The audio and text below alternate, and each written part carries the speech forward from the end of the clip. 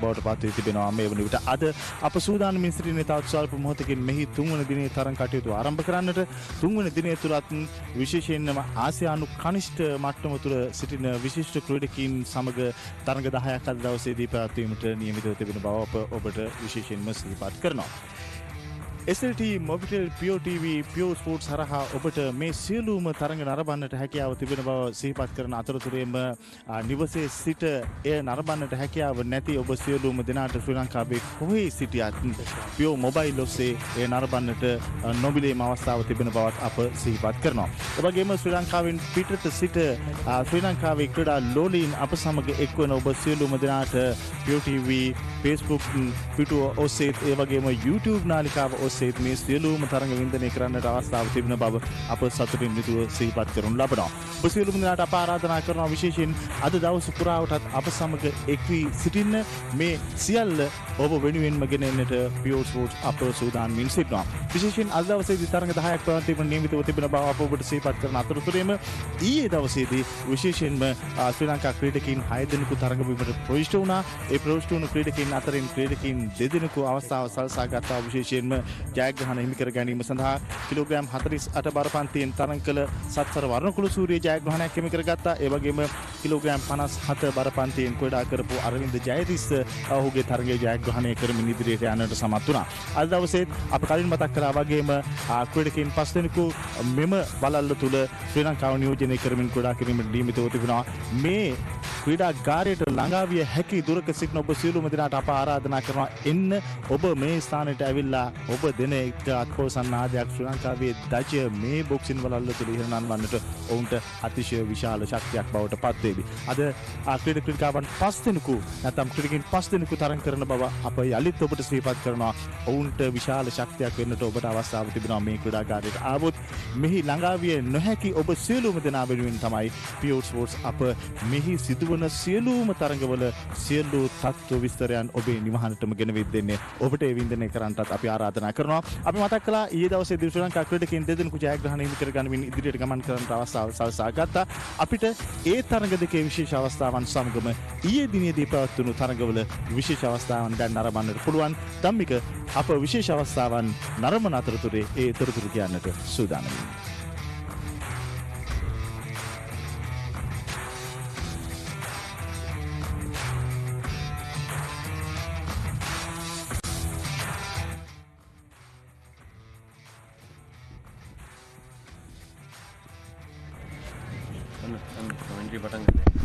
Check.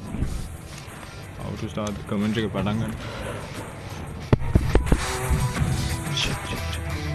Very good morning, very good afternoon in fact for all the boxing lovers who are joining us from around the country. For those who are joining across the world, this is Asian Boxing Under 22 and Youth Championship 2025 Colombo. These are some of the exciting highlights of the day 2.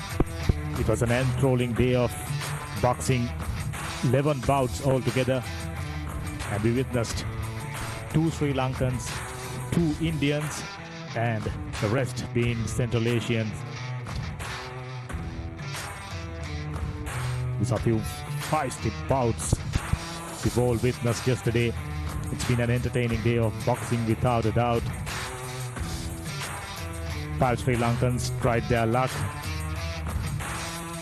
That's the first of them. He started off the proceedings really nicely.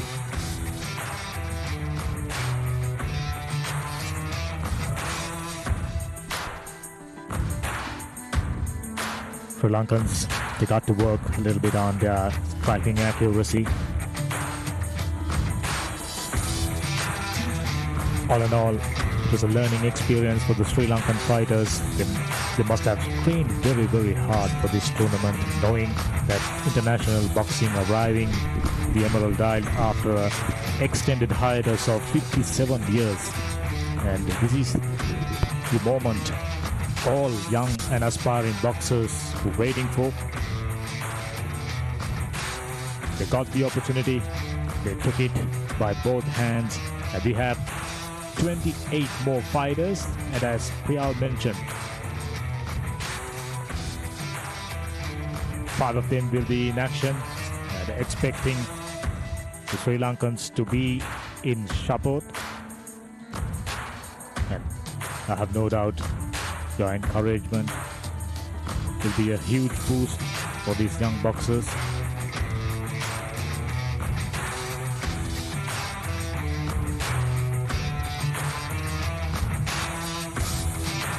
There you go, Sri Lankan recording the first win, and he very proudly moved to the second round, in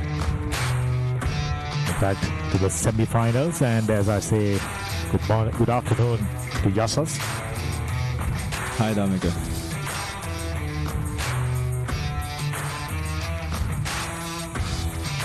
Fabulous arrangements. Credit must go to Sri Lanka Boxing Association in conjunction with International Boxing Association, as well as Asian Boxing Confederation, bringing down this excellent tournament into Sri Lanka.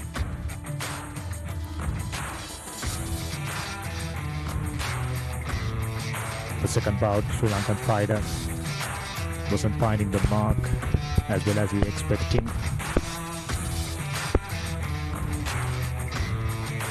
There you go, very, very exciting bout by the very lean and tall Kazakh boxer winning that bout. These are some of the excellent talent available in this tournament. Kyrgyzstan boxer had fabulous time. He was pretty much dominated the bout, start to the end.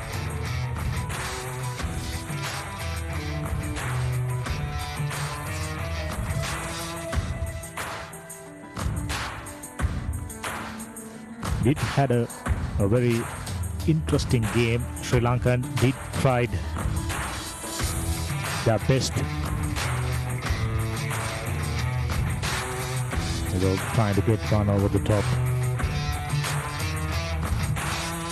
Oh, that was a good one. Superb stuff by the Kazakh boxer. They are, as you all know by now, very, very strong when it comes to international boxing. They are very consistently make their representation in the international scene. Kyrgyzstan not far behind. Very efficient fighters. This is about was against the UAE.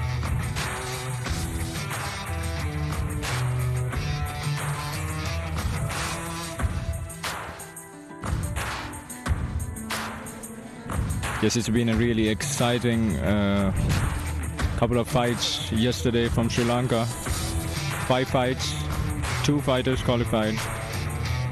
And today we have another 5 fights in Damika. Because we altogether had 11 bouts. 2 Indians moved to the semi-finals, 2 Sri Lankans for the region. As a whole, must be very, very happy, especially the Sri Lankan crowd. We are hoping a bigger crowd to come down to Superlaza Indoor Stadium and supporting them right throughout the day. 5 bouts altogether, semi-final spot up for grabs. Important occasion, and if they get that energy from the crowd, it's a different feeling altogether. You must have felt it as a boxer. Yes, it's really a great atmosphere in this tournament, and we have a great level of competition walking in from so many various strong countries, actually Olympic countries as well, especially the Kazakhs and the Central Asians and the Indians. Wow. And as you know, we lost to India yesterday as well, and the competition was really high. If I can remember, Sri Lankan boxer just about winding it up midway through the fight. He got very, very tired. You know, his landing accuracy wasn't up to the mark, so he's got plenty to learn. This is the whole point of having these sort of tournaments.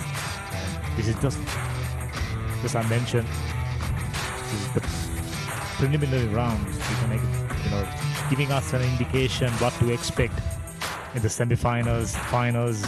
Exciting times altogether. Saudi boxer and against the Sri Lankan.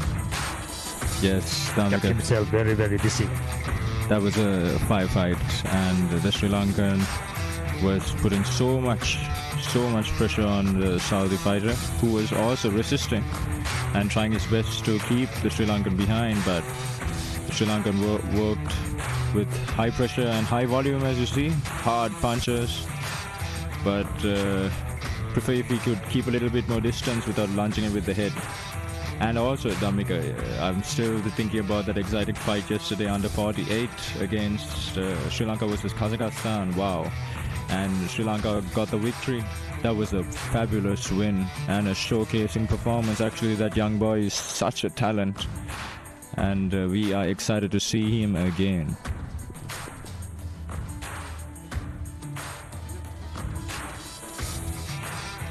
Yes, as you can see, Sri Lanka is turning it on Saudi Arabia, and he gets the victory yesterday. Just about every time technically sound boxers had the upper hand. This is one such case.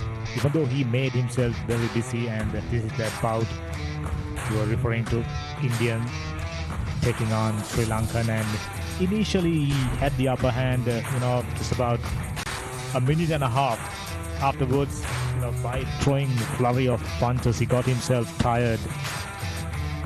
Yeah. Indian seized the opportunity and pounced on the opportunity. He ended up winning the bout quite convincingly. It was a unanimous decision at the end. Yeah, the Sri Lankan tried his best. The young Sri Lankan tried his best to do his best, and as you can see, he fell short just a little bit.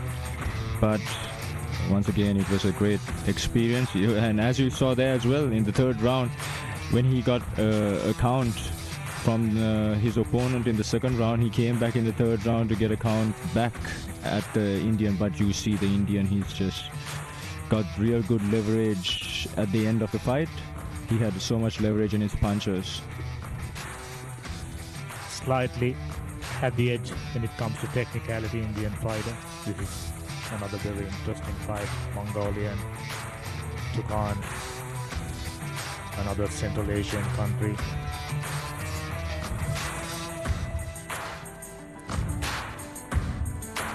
You can clearly see when two Central Asian countries fighting against each other, the intensity, energy levels totally different. This one was won on a unanimous decision, Dhammika. The Kazakhs, I think he was from Kyrgyzstan, and he put on a great performance there, and he stopped the Mongolian. Every time he tried to come in, he stopped him. I mean, taking a look at those who are move on to the semi-final rounds. This is Turkmenistan taking on Kazakhstan. Another very interesting bout. It was a knockout victory, Dhammika's third round. It was a really great performance. Very efficient performer. Kazakhstan, we've spoken about it. Such a strong nation when it comes to boxing, isn't it? Their system, their fighters kept coming and kept delivering. We hardly found anyone from Kazakhstan, failed to register a win. That's true. One of the fighters who lost from their team was from a Sri Lankan, and I recall on the first day also they had one loss. Besides that, everyone else took a victory. There you go, keeping a keen eye on the proceedings. Whichever the case, the lineup for the second round for semi-finals. There you go. Right from the start. And we finish off. Time for ladies.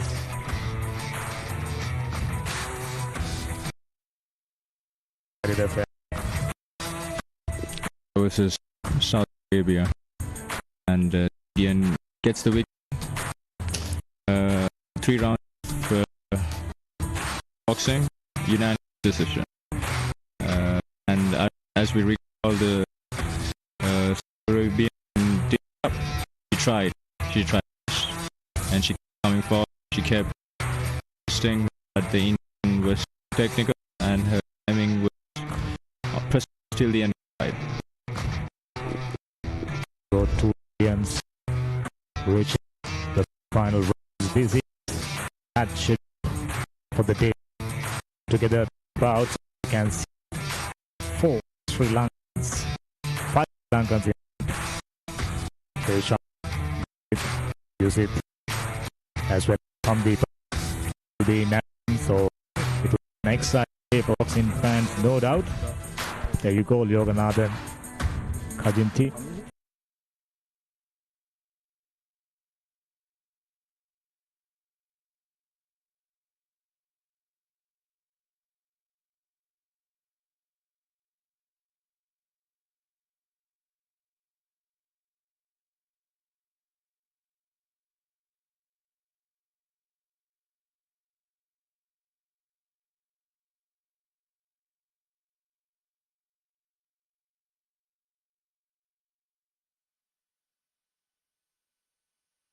On demand entertainment. ආදරය සිනහස සොයා යන පවුලේ සැමට එකට සිට නැරඹිය හැකි චිත්‍රපටයක්. වසරේ අත්හළ නොහැකි සිනමා නිර්මාණය.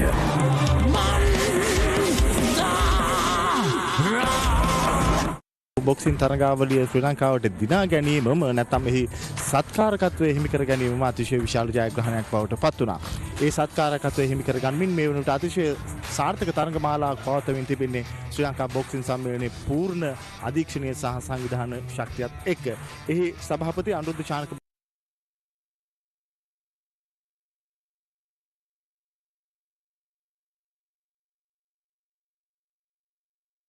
කියන්නේ කොහොමද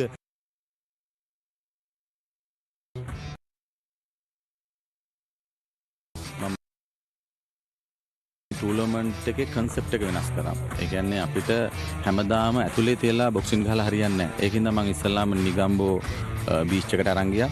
එතෙන්දී අපි දවස් 3ක ටූර්නමන්ට් එක තිබ්බා. ඊට පස්සේ කැන්ඩි සහස් වෙනට අරන් ගියා. ඊට මාස 2කට පස්සේ ඊට පස්සේ කොළඹ ගෝල් පේස් එකට අරන් ගියා.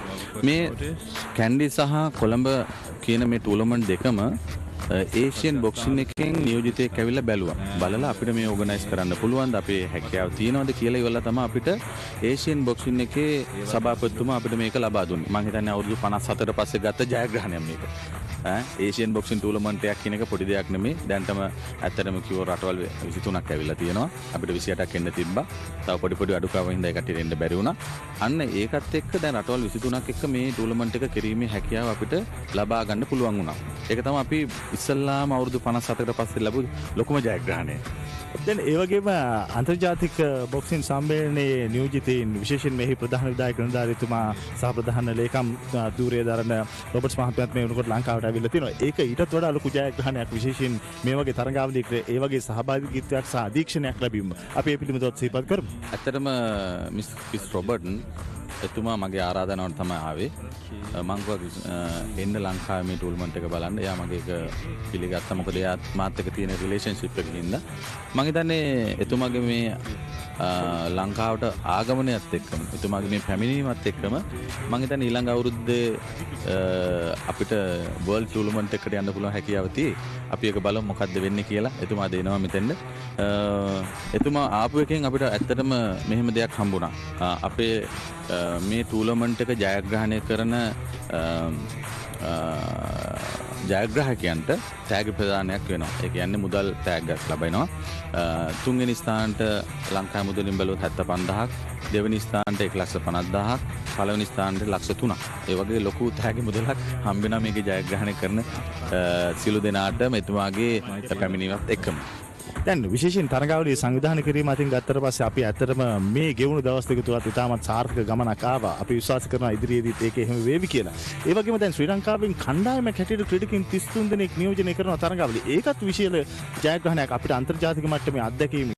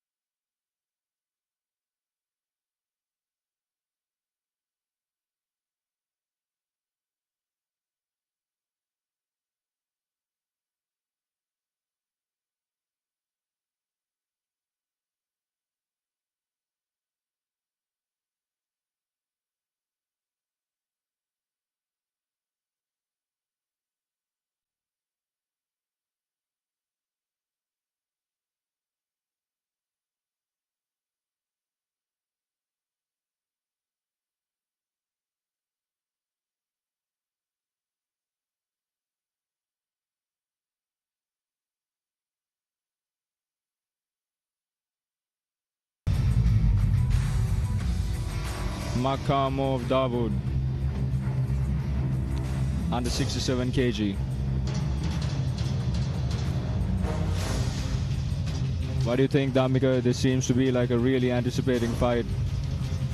Based on what we have seen, based on their training and physical shape, this should be a very, very close one. That's my feeling.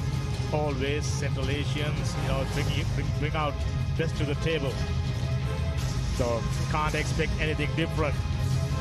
And this is 67 kg division, so stronger fighters. Under welterweight, Damika, and these are some strong fighters. They got some firepower in their hands.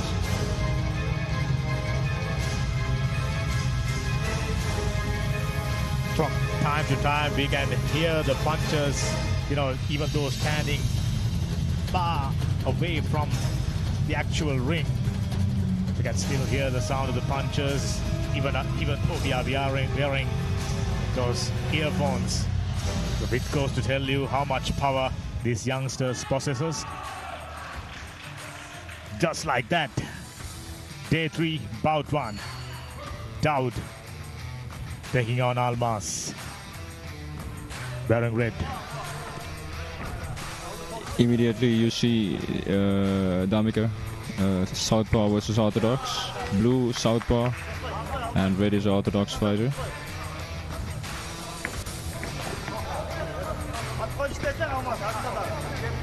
You can immediately notice that both the fighters are very, very strong. Just by the physical appearance, we are about to find out how technically sound, how technically fluent these two fighters. Goes to the clinch and gets it out really nicely. Dawood seems to be a little busier than the Kyrgyzstan fighter Almas. Good work so far. It's been ideal, and I thought Kyrgyzstan fighter Almas landed perfect right there. Well, another thing I'm noticing is Red is calculating his distance and trying to close the gap against Blue. Defending himself, as you can see, keeping the jab and a good strong guard, putting the pressure on Blue. Oh, he scores it. Perfect right there. So he, as you can see, Red is just calculating that distance, Damika. Both the boxers keeping their guard down. They're not too worried about, the flurry of punches coming at them. Dawood, understandably, very keen on working the body, because upstairs Almas keeping things really busy.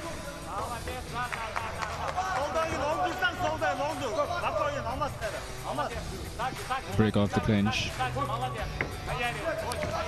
You see Red, he's holding his guard, and he's walking Blue back, putting the pressure on him. So this is very good for his scorecards, because the judges look out for effective aggression. They always look out for the fighter who is walking forward, and a great combination from Red again.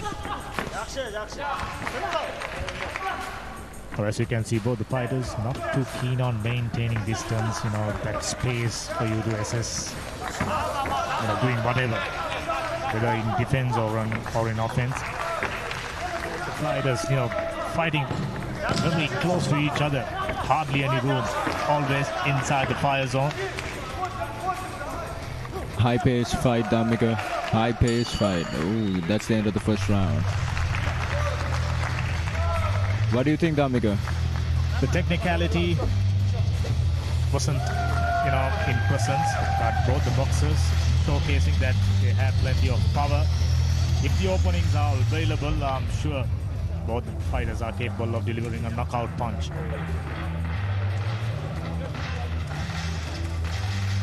As you can see, Red pulling back and defending just inches away from a lot of punches, protecting the punches, protecting his body with the elbow punches, with his elbow when Blue tries to shoot to the body. You see that? He misses again. So right now I am giving the edge to Red because he seems to have a little bit more control with his distance and combinations. So we both right about, mentioning this is not the most technical fight. Both the fighters, it seems, thrown the caution out of the window. However, they are really technically sound. They have all the basics in because they come from a great boxing background. But sometimes when you meet a match, which we are seeing right now, it kind of breaks you off your pattern. You understand that, Mika? You see Blue is trying to break Red off his pattern as well as Red is trying to break Blue out of his pattern. So the best man wins. Interesting fight, without a doubt. The time Dawood touches the body. Very keenly watching it, and that distance cut too close. That's the only issue I can spot. So Blue swinging and missing, and great hit movement from Red, and a couple of body shots in there with a strong guard. He's closing the gap, trying to get as close as he can to make it rough. He's making it rough for Blue right now. Quite clearly both the fighters, not very keen on providing enough room to the opposition, so both them getting close time and time again, just like that, going into the clinch, far to go. If I'm not mistaken, this is the third time. There you go. When you don't have that leverage, when you don't have that room, you can't really, get accurate punch away. It just jabs and, not making any damage. Damika, do you notice that Red's game plan is just to push forward, cover that gap? He's an inside fighter. He likes getting dirty. Oh, and anybody got caught with a good punch coming in. He needs to be careful, and Blue is just trying to keep him behind. Just as you mentioned, his strategy is pretty clear, keeping close distance, always inside the fire zone. It would be interesting to see how Dawood replies. It seems to be like it's a strong amount of pressure that Red is putting on Blue right now. Almaz is taken to his corner to set his skinny up, and they begin again. What matters? Your work rate. I thought Almaz, to start up the fight, got his work rate up, landed quite a few. Fantastic fight. A unanimous decision, interestingly. We were hoping for, we thought of, thinking of a split decision, not to be.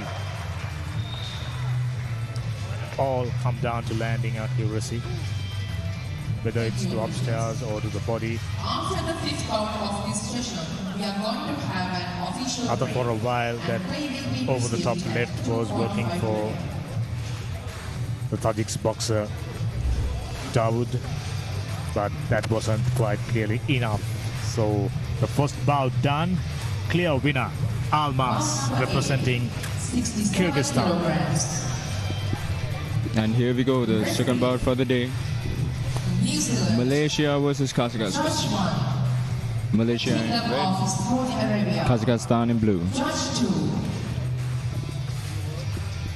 Judge 3. Russia. Judge 4. Slovakia. Judge 5. Nepal.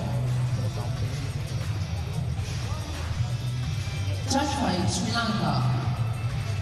Ladies and gentlemen, bout number 2 for the day. Fighting from the red border, representing Malaysia, Muhammad Ali Anand.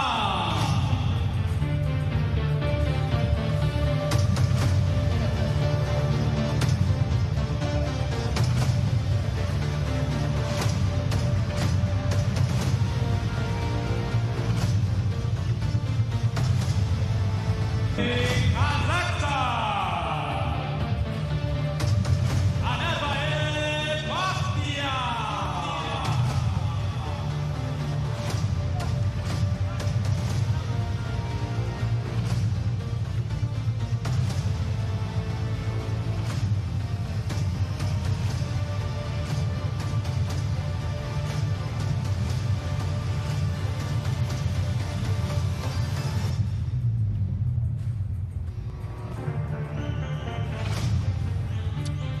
and the man in blue from Kazakhstan.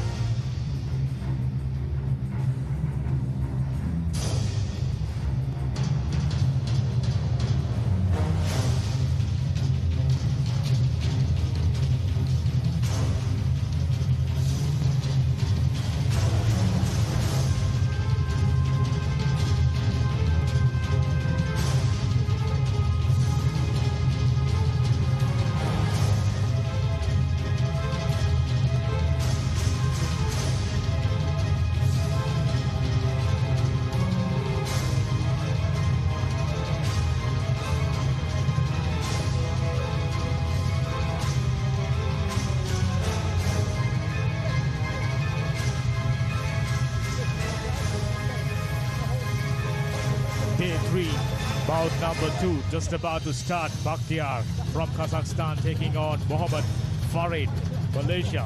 Malaysian in action for the first time. This should be an interesting one.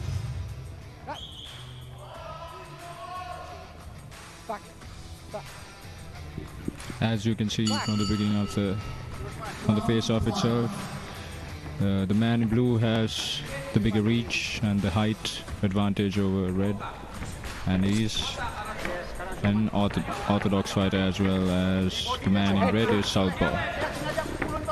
Malaysia over the years have produced fantastic boxers, very strong sport when it comes to Malaysians, such a passionate boxing followers, and I'm sure whoever qualified to this fight, whichever the results, representing the highest pedigree. You know, Damika, from the beginning of the fight itself, I can see that the Kazakhstan fighter is really putting on the pressure in the beginning of it's a high pace for the Malaysian fighter. And it's really visible as the fight's going on. That's exactly what Kazakhstani boxers were doing right throughout the tournament. In fact, you mentioned they've lost their boxers, in fact lost only 2 bouts, and one was against Sri Lanka, if I'm not mistaken, for keeping us all happy as well as the fans watching this wonderful tournament. Malaysian trying to get himself busy, and Bakhtiar representing Kazakhstan, who's wearing a blue attire, seems to be dominating because he's constantly pressing forward. No doubt, no fear. Pressure, Damika. Stepping forward, and as Red shoots, he steps back, or he moves his head to the side, but it's pressure here. If you have a punching accuracy to go with it, that's not such a bad thing to do with it. There you go, trying to evade the punches, but he's kept coming, just keep coming. Then that's a count, Damika. Like I said, it seems like this fight just might not go the distance with the amount of pressure that the Kazakh fighter is putting on the Malaysian fighter. It's a lot of pressure, Damika. We are still in the first round. Mohammad Farid so far handling it, well enough. It'll be interesting to see how well he handles this pressure in the second and third round. Just might be, starting to take toll already. Just about 35 minutes remaining, 35 seconds in fact. Kazakhstan fighter is stalking, and you can see it in his eyes. Oh, it looks like it's another count. And there you go, that's the second count in the first round itself. What do you reckon? Another early finish to the day? Yes, it seems like it will be not this round, but I think the next round, if the blue fighter gets another 2 more counts, referee will stop the fight. I've been praising the Malaysian, how strong their boxing are, but he was decimated right throughout the first round. It will be a very tough second round coming up for the Malaysian. Take a look at him. Hardly any tiredness in his face. It looked like it was just another sparring round for him. He looks like he's in great shape, Damika Blue, the man in blue. And he has some great technicals in his side. Head movement, footwork, he's got it all. He's a real talent. Yeah, that's the most impressive part. His landing accuracy. That's what kept the Malaysian at bay. Malaysian, there are moments he was trying to break free, but the constant pressure and accurate punching, proven too tough. But it'll be interesting to see if the Malaysian, change the complexion of this fight. But highly unlikely as he starts to move forward. Bakhtiar, remember the name, another fighter, title contender. And stalking once again in the beginning of the second round. Oh, that's a hard hook he caught him with. And that's another hook inside. His landing percentage is high. The man in blue. Just take a look at how calm he is. He's just another one landed upstairs. Oh, he's going for it. The man in blue. This could be another early finish to a bout. Mohamed Farid, it's been a struggle just about the midway through first round in fact. And during the second round, absolutely Bakhtiar pressing head. I was about to say it's like a meditation for him. He looked that calm. And that head movement, Damika. He's just got great movement. He tucks his chin under the shoulder. He shoots this two with great leverage. And he's just technically... He's on a mission. He's on a mission. Absolutely no doubt whatsoever. He could be any second. Showing some great character, not hitting his opponent when he's down as well. So that's what takes you to be a great boxer. And no illegal punches, even though the referee didn't say stop. He showed his sportsmanship. I can tell you, we are not too far away from a stoppage. We'll see. If a Malaysian can keep it up, he deserves so much of credit. That barrage of punches. My goodness. He's looking tired, Damika Red, the man in red. He's looking tired and he's slowing down. And I don't think it's a good idea to slow down with this man in front of him from Kazakhstan. And he trips.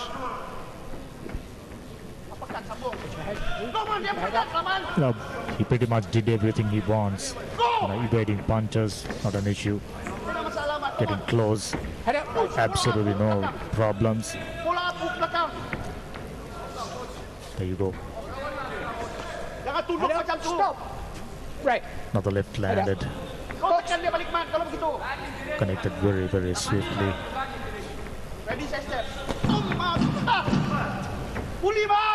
Some reprieve for Mohamed Farid.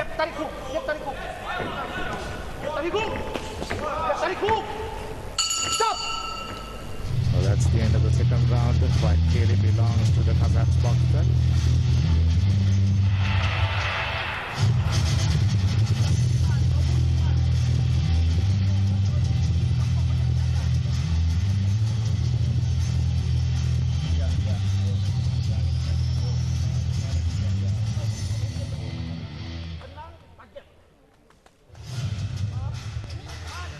These are the highlights. I thought towards, last few seconds, Malaysian had a little bit of reprieve. Wasn't landing from the front of the glove. You need to land your punches with your knuckles. Those are the rules. Interesting third round coming up, Malaysian under the squash. Second out. Red. Head up. Clear the ring. Blue. Third and final round. Round 3. Will it go to unanimous decision or will this fight end before it's time? I was hoping the fight would be stopped during the second round itself, but credit goes to the Malaysian. Hold himself up really nicely, especially toward the latter part. If I'm not mistaken, he landed a couple of punches. There you go. Superb left hook. Another one landed upstairs, well connected. Great movement from Blue. He just knows how to move his hips and his body with great leverage, with not much effort as well. Great timing from him as well, you watch. I'm sure the rest of the fighters keeping a close eye on this man, Bakhtiar, in this weight class. Break. Both of you step Farid back. hardly managed to test him. If you look at all 3 rounds, it's just about, few seconds that he had his moments. Other than that, the rest being... Head up, Blue. That's always good to see. Trying to reach upstairs and make few connections. Stop. Red. Head up. Halfway through the 3rd round, Malaysian still holding up. Whichever the case, if it doesn't finish inside the 3rd round, it will definitely be a unanimous decision. That's my call. Oh, he caught him with a punch there. And I think he's looking for it. I think he smells the blood now, because you could see with the body language that Red kind of got hurt there. He got hurt. He's hurt. He was in the same situation during the 2nd round, remember? Tenaciousness, how long he can hold. Minute and 2 seconds remaining, a minute now.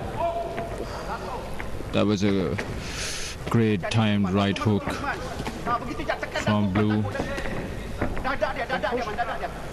And he's just putting that pressure, he's countering and he's attacking, and it's a real struggle for Red, but he's showing heart, he's fighting on. Head up, Red. Both the fighters, excellent upper body strength. Head up. Just Box. Bakhtiar from Kazakhstan wearing blue. Now he is, a seasoned campaigner. That's what you call calm and composed.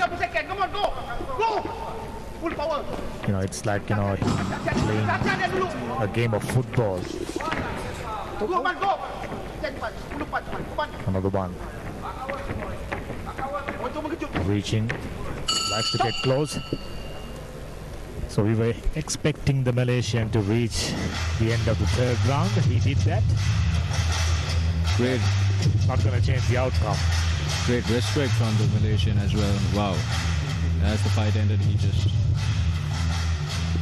showed his respect to the blue fighter, but that's great work from the Malaysian as well, but it was a one-sided fight and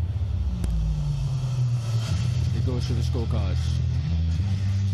Right throughout 3 days, probably the easiest decision for the referees. Of this bout by unanimous decision. Blue corner representing Kazakhstan, Excellent bout, 20-year-old from Kazakhstan, another very strong boxer. Just at the age of 20 years old, what a great showman, great skill. Keep your eyes out for him for the welterweight division.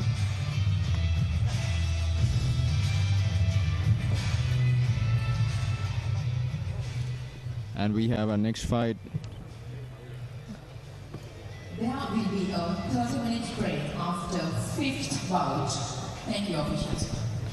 At the 3rd event for the day, now we have Sri Lanka versus the Kingdom of Saudi Arabia. 67 Sri Lanka in red, Saudi Arabia blue. Referee, Kyrgyzstan. Judge 1, Turkey. Judge 2, Croatia. Judge 3, Russia. Judge 4, Kazakhstan. Judge 5, Slovakia. As usual, success. It was a devastating match, and Blue is flawless fighter. He's a ferocious fighter, actually. Just nailed the match. Also complimented the president of the ASBC Mr. Aziz Gonzalo into audience as well. About number 3, ladies and gentlemen, fighting from the red corner, representing Sri Lanka. Rodrigo, we have a Sri Lankan fighting now. One of the 5 fighters. He's the first one to walk in, representing motherland Sri Lanka. This is the first match for the Sri Lankans today. I think it's going to be an interesting and fascinating match. Don't you think that? Eshan, at just the age of 20, he looks like he's in good shape. And this bout is held under 67 kilograms.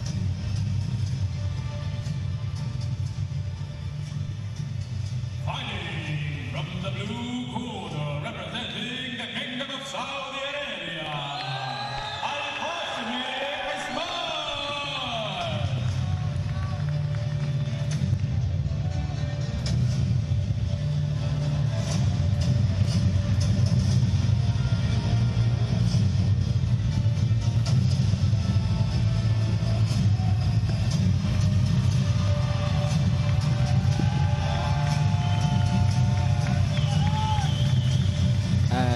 Here he walks in, the man in blue, who stands in the way between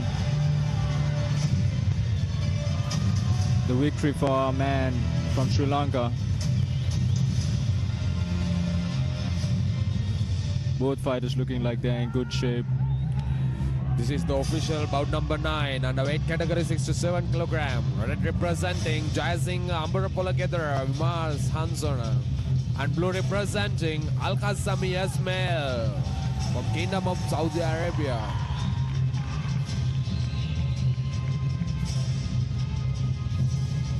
Sri Lankan fighter looks furious fighter, as you see.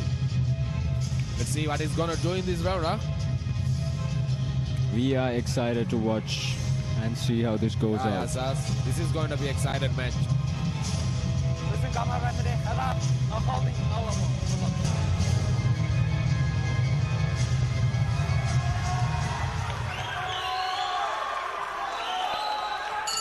Here we go for the first round. Oh, Ismail take the lead. But I'm liking the guard that the man in red has, the Sri Lankan. He has a nice strong guard.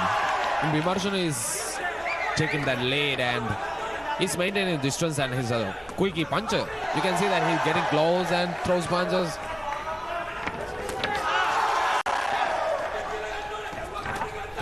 Oh, that's a hard combination from Ismail to red. The blue fighter is kind of flawless fighter. His combination is he's studying the Sri Lankan fighter.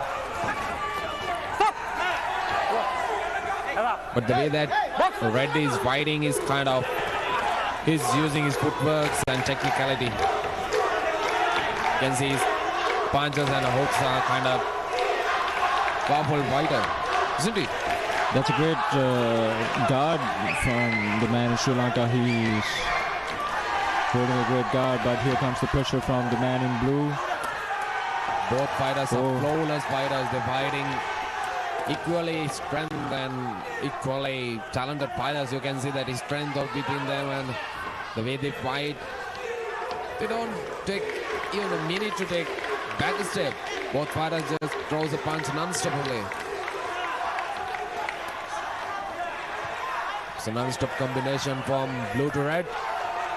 Red fighter is not showing some kind of punches, but he's guarding himself accurately. But the blue is doing some kind of nice head movement and hip movement. He's doing some great combinations inside there. And it's getting the Sri Lankan a little bit off his game plan. Blue fighter is not giving a chance to take a land or punch for him actually. He's taking a lead, huh? Yes, he is, and there's a count. I think this round is advantageous for the blue. He scores a marks, huh? Red needs to make this a hard fight. He can't give blue the confidence to walk him. The red fighter is kind of a powerful right-handed puncher. his right hand is jam is kind of ferocious. You can see that the way he got and so much punch on the right hand side. And that's the second count for the first round from the man in blue. 6, 7. That must be extraordinary to Red to bite actually. It's the pressure, Rodrigo. Blue is putting an immense amount of pressure. Yeah, so Blue is doing a great job from the very start. And those ones like brutality in those. The combinations are hard for Red from Sri Lanka to handle. So let's see what happens. So this is boxing. That was the first round. Maybe he can change his game plan and come back to make it harder. But I don't think the man in red is supposed to give the man in blue the chance to push him back. He needs to push him back. Yes, that's for sure. Because he's not doing well fighting backwards. You see, every time he goes back, he gets caught in the ropes and the man in blue catches him with some combination. So let's see. Amelasa is giving him some great instructions in the corner right now. And that for sure, these second and third round can be do any kind of thing in this boxing match. First round can be made some scores, but second and third round can be game changing. Come on, Sri Lanka. He's going to do it. Come on, let's go. I like the way he guard himself and he's guarding and he keep his guard high. But the thing is Blue is that Blue is throwing non-stop punches.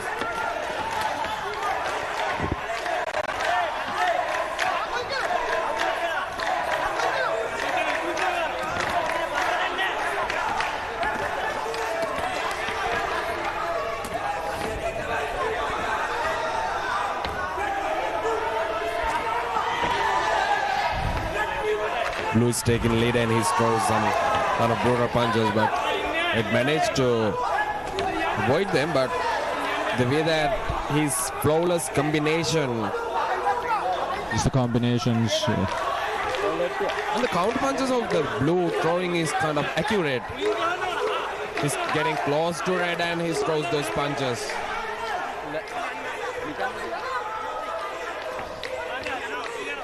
Blue is kind of a accurate fighter. You can see that he's studying the weak point of Red.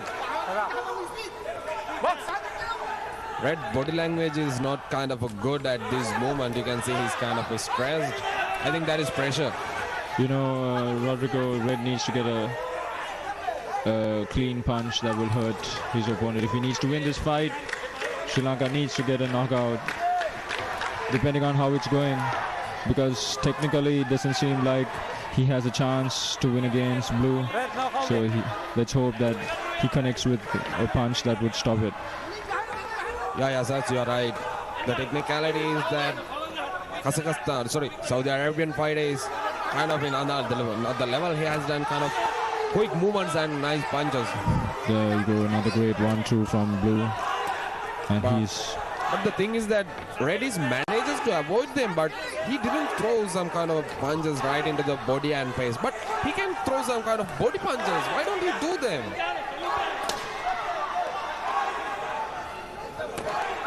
I think he's trying, Rodrigo, but I think Blue is serving to be a hard target.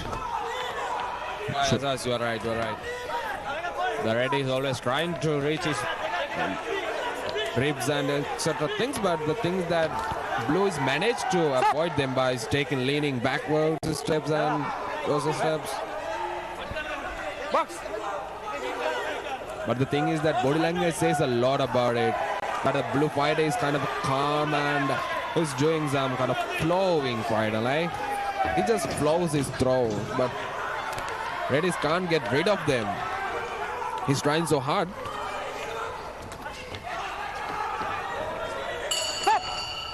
And that's the end of the second round. Both rounds are beneficial for Blue. Actually, he scores some kind of scores in this round. Unfortunately, it looks like Sri Lanka, the Sri Lanka fighter is tired right now, and he's exhausted that because he avoided those brutal punches from Blow. He did a great work in these 2 rounds. it's the See that pressure from nice the jam from him. That jam was quick. Oh, that's a hard left hand hook from Red to Blow, but it's the pressure, Rodrigo, the pressure from the man from Saudi Arabia in blue. His pace is draining the Sri Lankan fighter down, but I know that the Sri Lankan is not going to give an easy fight. I know he's going to fight his heart out. that's for you sure, Ashad, that for sure. He didn't give his fight. He manages to avoid those punches and he managed to throw brutal punches. And did you see that previous left hand hook from him? It was brutal. And the man in red from Sri Lanka is walking forward now. Oh, that was a good punch from the man in blue, from the man in red. He's turning it up. He's turning it up. Now he got some energy from Oh, that. that was another good punch moment. from the man in red. Oh, Red is taking the lead. He got that marks from this round. The counter punch from Red to Blue was devastating box. Red needs to just push it up a little bit more, turn it up. He could get a good punch that could land and finish it all. He was a good fighter, and in this round, he took the lead and he threw kind of brutal and accurate punches, isn't he? And he take the lead. That's what I like the most from him. Maybe the first and second round was his start, but this round he got that energy from that punch.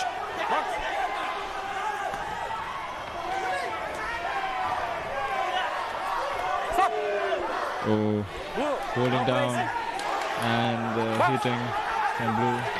And That's a punching. brutal body shots from blue to red. Blue manages to throw some nice hooks right into the red's ribs. Oh no, the referee takes a point off from red for dropping his head.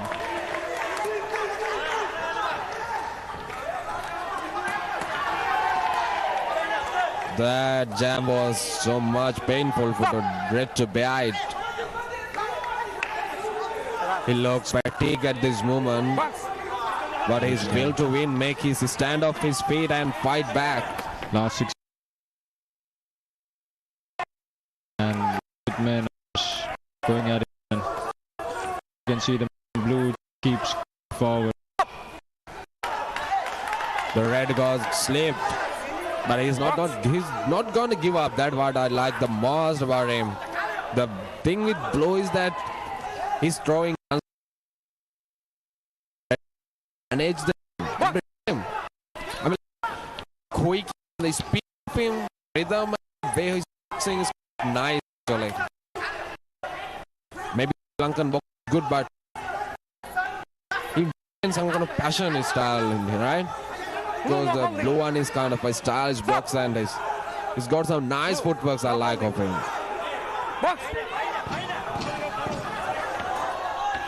Last 10 seconds. Both men are looking tired. And that's the end of the third round.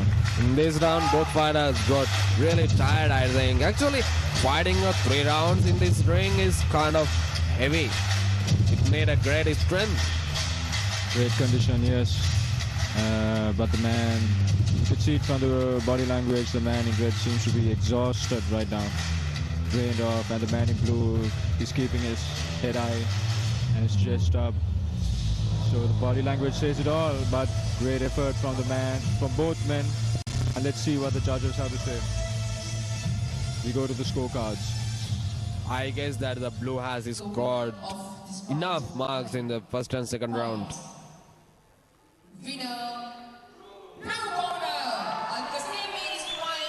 And the victory goes to the man in blue, a unanimous decision, 5-0.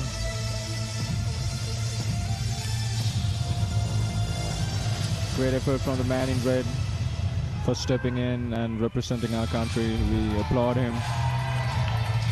Great effort once again. He throws punches.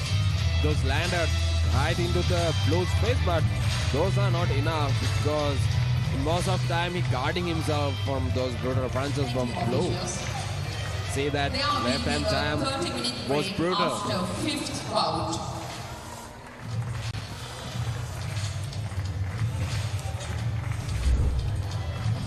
Bout number 10, 71 kilograms. Referee, Sri Lanka. Judge 1, New Zealand. Judge 2, Slovakia. The end of the round, that Sri Lankan fighter got that feeling of tiredness actually, but he gave a good round in third round. Fighting from the red corner, representing the Kingdom of Saudi Arabia, it's And here we go. It's the fourth bout for the evening.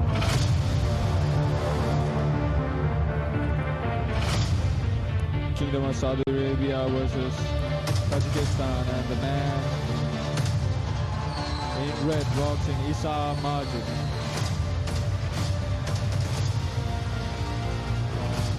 The Kingdom of Saudi Arabia. And he's seems kind of fine as his physique is in a good level and that defense kind of good.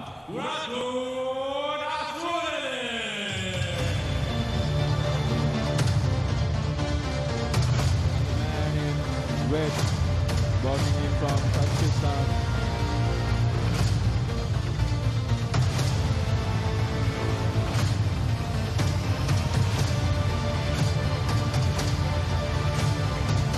Ashur Rabil,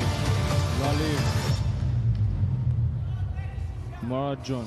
This is the official bout number 10. Underweight category 71 kilogram. Red representing Isa Majid from Kingdom of Saudi Arabia and blue representing Aushoraleo Mudjon from Tajikistan. It's a light middleweight bout. This is going to be a heavy match. You can see that under 71 kilogram fight and must be filled with some brutal punches and heavy punches, right? Both fighters are looking big and strong.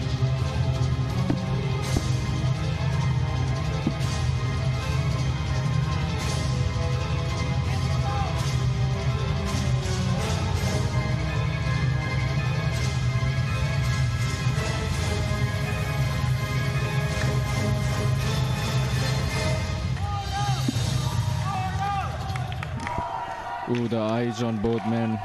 They're looking like they're ready. Rodrigo. Who's gonna take the lead? Oh, blue took the lead and red is kind of distansive fighter. You can see that he maintained the distance and he's known as a quick jam. Look at the build on these these guys. They're built lean and strong. Any punch can finish the fight. Oh, that's a right arm hook from blue to red. Blue one is kind of throwing nice punches, but it is kind of his footwork makes him safe in here. Blue is putting the pressure on Rodrigo, walking forward. Yeah, blue is really like you. He throws and he takes the lead, but red fighter he's managed that pressure, man.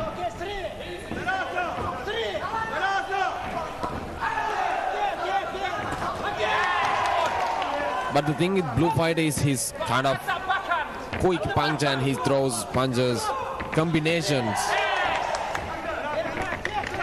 He's got great movement and great footwork. Good footwork, Rodrigo. His feet are very elusive, quick, agile. And the thing with blue fighters, he's controlling the momentum in this fight, in this round. The red boxer is kind of trying to reach his body, but the blue one is not letting him come too close. It's the pressure. It's the pressure from blue. He's not giving red any time to think. That's a nice combination from blue to red. Yes, a 1-2-1-2 straight punch. He's not giving red any time to think, Rodrigo. He's just looking for it. He's looking to finish the fight. Oh, that's a good body shot from blue. Nice body shot from blue to red, and his left hand hook is kind of really powerful, and he's throwing nice counter punches and jams, and his combination is really flawless combinations. Those are really perfect. It's a high pace. It's a really high pace right now. So many punches thrown in a matter of such little time, and the counters coming in from blue is just great. Wow, look at that body head. I like the energy in this fight. Both fighters look energetic, and their punches is really filled with that brutality, isn't it? The pace is really high, and yes. The pace is really on another level. Both fighters trying so hard to reach the head and trying to find a knockout. Holding. But as you can see, that red boxer have a chance to make a knockout because he looks some kind of powerful puncher. but he doesn't have that. He's leaning forward, and that's the end of the first round. That was a pressure round from blue. I think it's the advantage for the blue, and he took the lead in this round.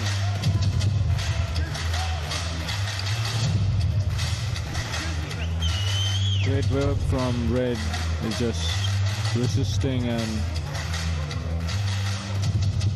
just enduring the storm and not allowing The thing blue that red fails to reach the blue is that he managed to lean back and miss those punches.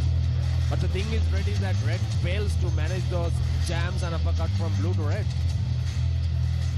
As you can see in the highlight, there were some clean blows landed from blue, some hard punches in the first round. So if it continues to go on like this, Rodrigo, it might not go the distance. Here we go for the second round. Round 2. Oh, red throws nice arm jams from right into the blue's face, but those are not directed, they're like swings. Oh, that's a hard combination from red to blue, but in this case that blue managed to avoid them by doing some nice footworks and hip works. That's a nice combination of hooks and jams from blue to red.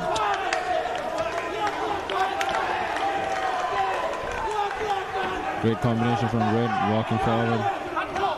Red is doing a great work in this round, huh? He's not giving an easy fight. He's not keeping a step back. Maybe the first round is for the blue, but second round is taking a lead by red. You can see that his head movement and everything got mixed up in here. He's done a great work here. Referee says that keep your heads up. Both fighters look intensive fighters.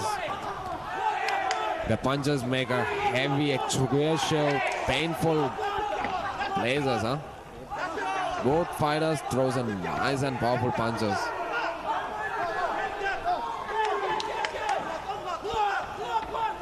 Make a guess, Yasas. Who's gonna do it? They're both on high intensity right now, and both of them look like they're hungry. So this round is going both ways right now. Yeah, their body language speaks that both fighters may not look and seems any kind of exhausted feeling. They just fight as the first round. The energy and the flawless punches is another same level from the first round. Maybe the coaches may get hard choices from either. Coaches must be really focused on the both players because both players doing a great job here. The crowd is on their feet and both countries wishes them the best. Oh, that was a good straight two from the man in blue, and I think he's looking a little bit more confident with what's happening. Red fight is trying to reach his body. Punch.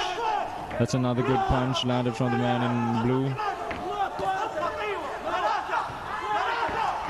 Blue is trying to take that race to body, but Red is on a quickie movement and he managed to avoid them by taking quick movements.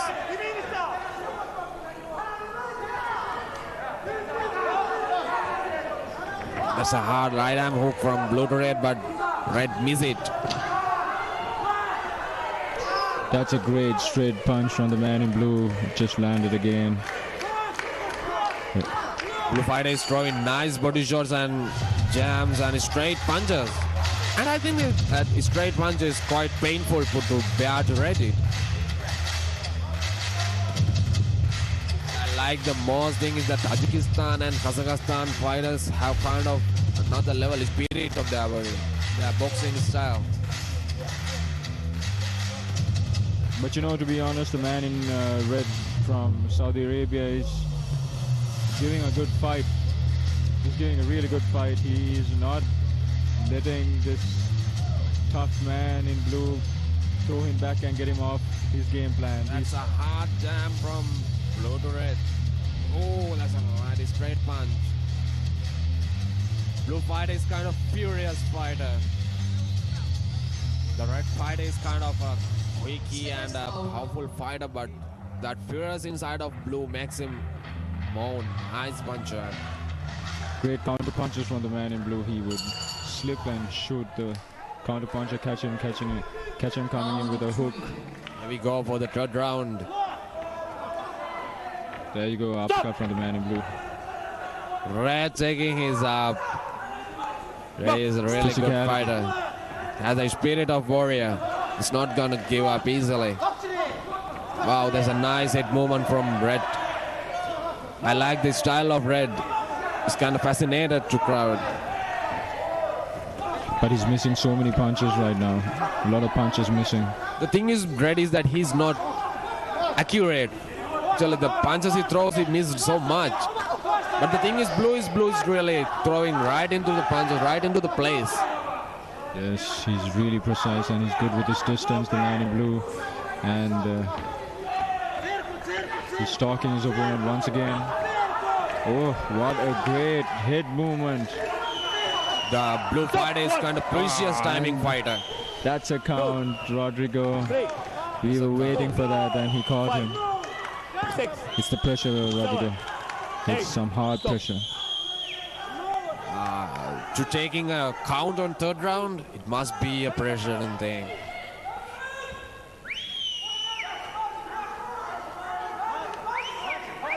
The blue fighter lost with mouth guard, that's why it's been stopped. We go again. The crowd doing whatever they can to support the man from Saudi Arabia.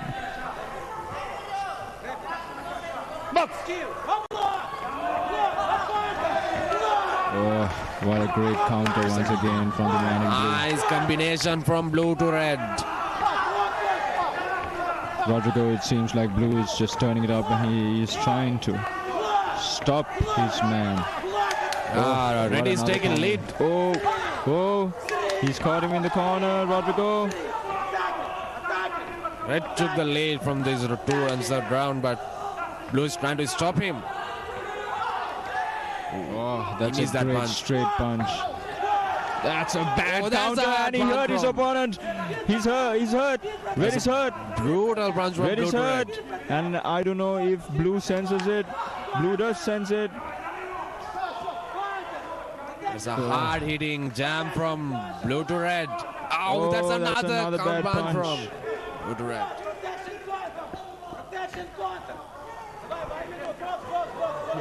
There was a knock. We got excited. Stop! It can be a knockout. Box! Protection counter! Protection counter!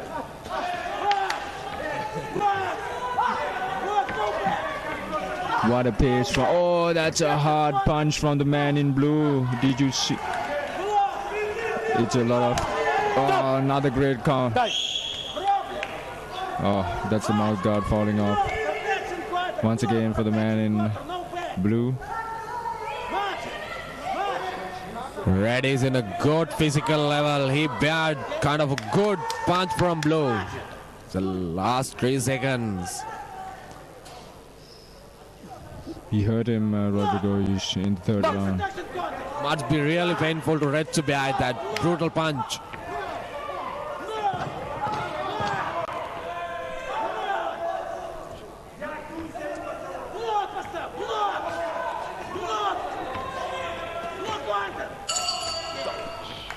And that's the end of the third and final round for this bout. And it goes to the judges' scorecard. And the third round was devastating round. I like that heat in that round, Azaz.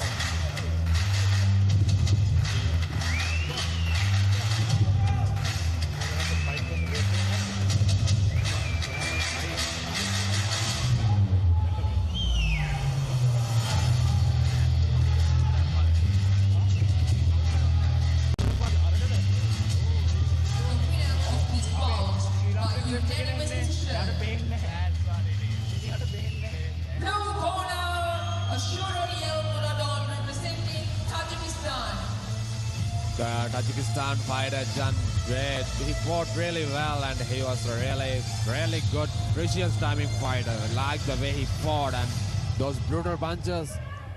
That was insane.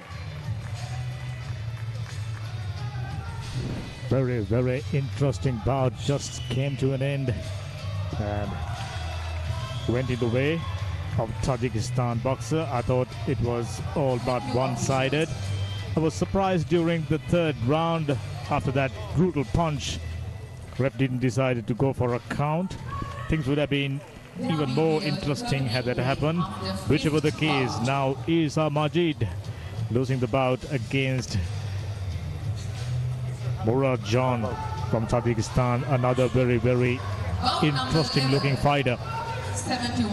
Likes to press on, likes to move ahead, pressurizing his opponent right from the word go, and he had the upper hand back the bout. Interesting bout coming up next. We have a Sri Lankan taking on yet again a Kazakhstan boxer. Fifth bout of the day, ladies and gentlemen, fighting from the red corner, representing Kazakhstan.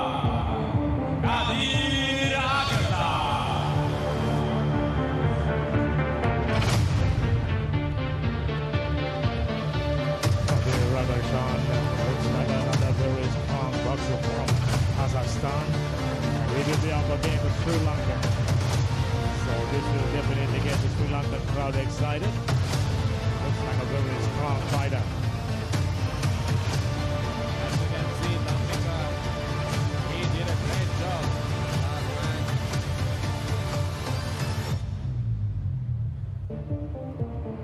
Fighting from the blue corner, representing Sri Lanka.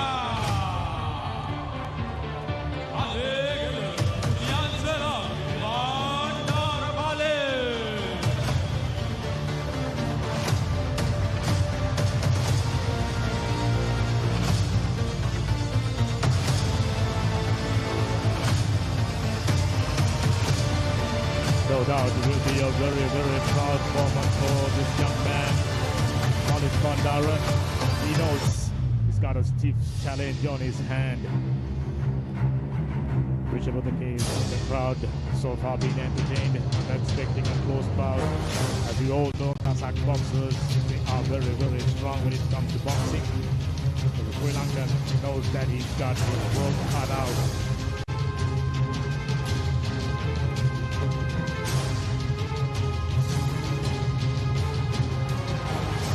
What do you going to do is Mr. Dhammika?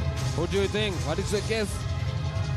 It is very, my heart says Khalid Bandara, but knowing what Kazakhstan boxers got to offer, it'll be a tough one, it'll be a tough call.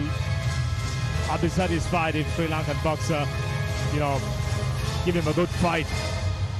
That's about it. The Sri Lankan fighter has to go. It's going to be a really massive fight because Kazakhstan fighters are at another level. As you can see, the height benefiting for Malik. Staying light on your feet always help if you're a boxer. Your hard work, your commitment, all come down to this moment. These are still the prelims. Sri Lanka taking on Kazakh boxer. They're immediately pressing the issue, moving forward. That left foot With his orthodox stance, Kazakh boxer undeterred. Malik trying to get few punches.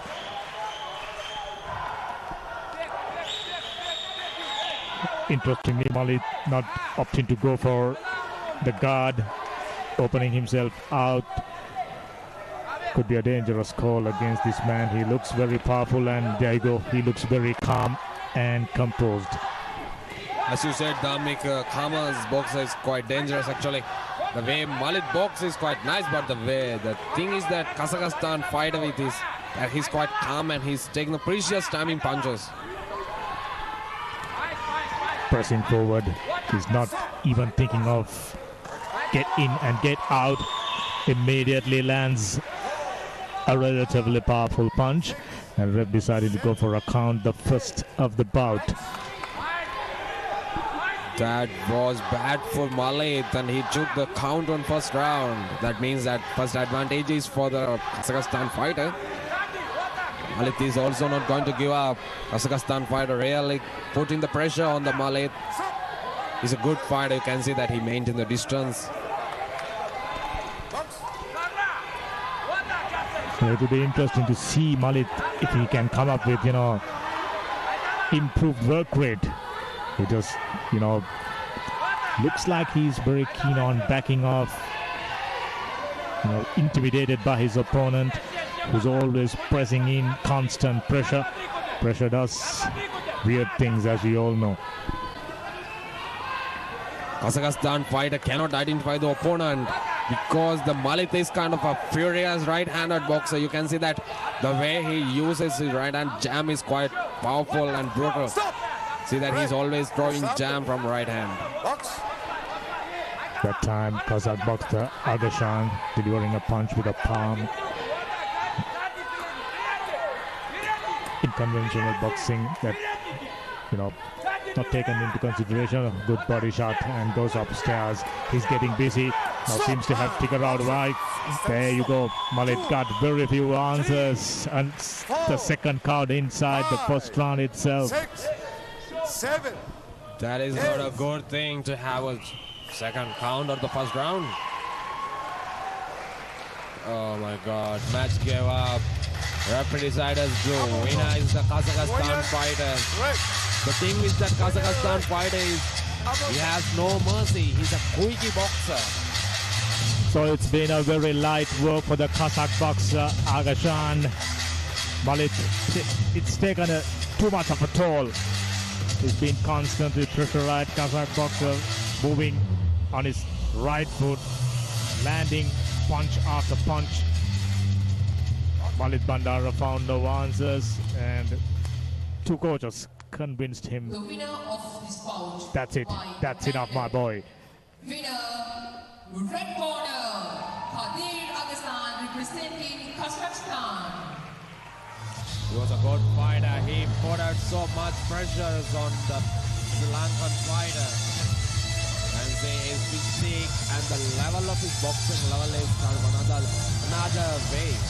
The way that blue boxer manages to do it, but red managed to throw some vicious timing punches right into the face. You can see that the way he throws those punches, red keeps a high guard so that blue failed to reach his face.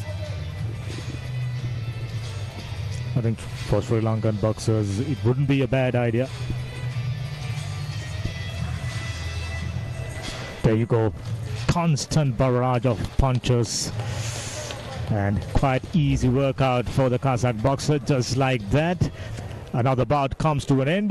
We'll go and have another look at the proceedings so far to the day. The highlights coming your way.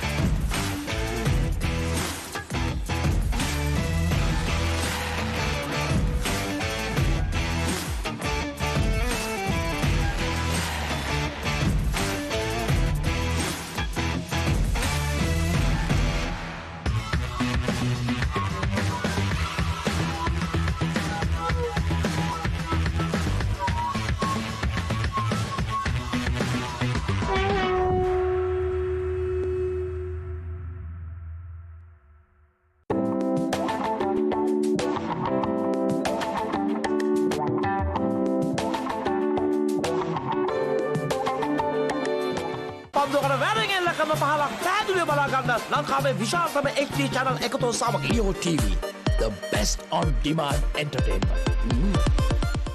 ආදරය සෙනෙහස සොයා යන පවුලේ සැමට එකට සිට නැරඹිය හැකි චිත්‍රපටයක්. වසරේ අත්හළ නොහැකි සිනමා නිර්මාණය.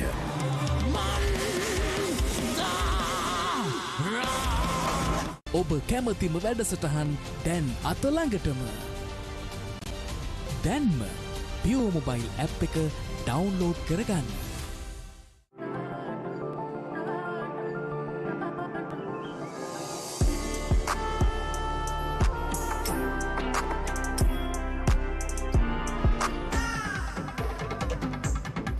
Inheriting a land of great warriors, the glory of a victorious bloodline.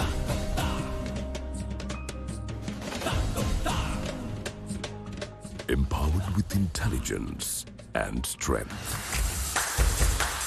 The ASBC Asian Under-22 and Youth Boxing Championships 2025, Colombo, in the land of lions, Sri Lanka.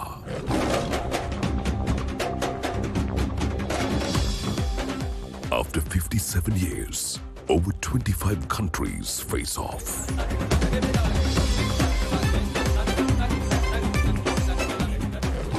We wish our lions, the Sri Lankan team, the best of luck as they rise to conquer the Asian boxing ring.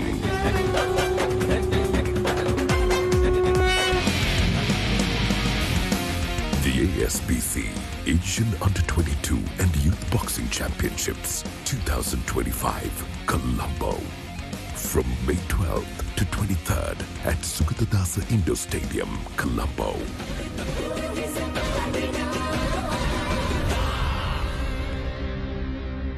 Live on PEO Sport 1 on PEO TV.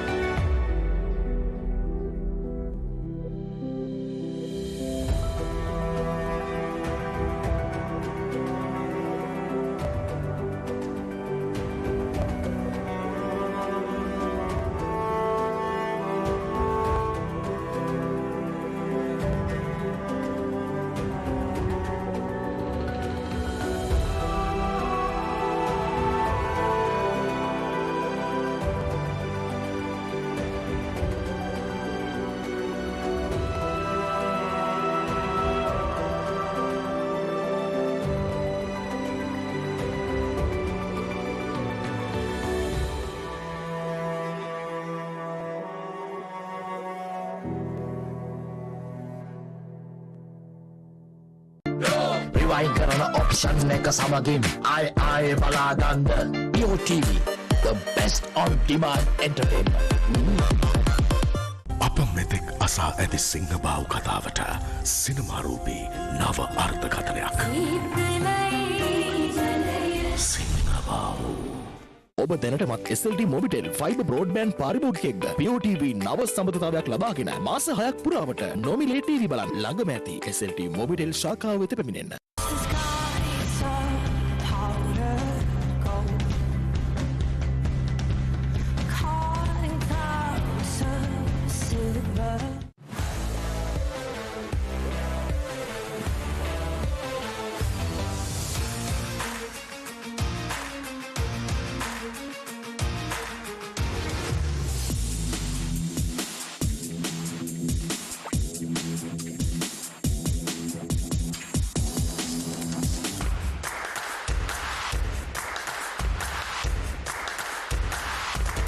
Intense speed, intelligent safekeeping, strikes that create no enemies.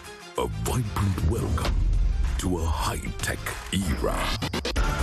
The ASBC Asian Under-22 and Youth Boxing Championships 2025, Colombo, in the land of lions, Sri Lanka. After 57 years, over 25 countries face off.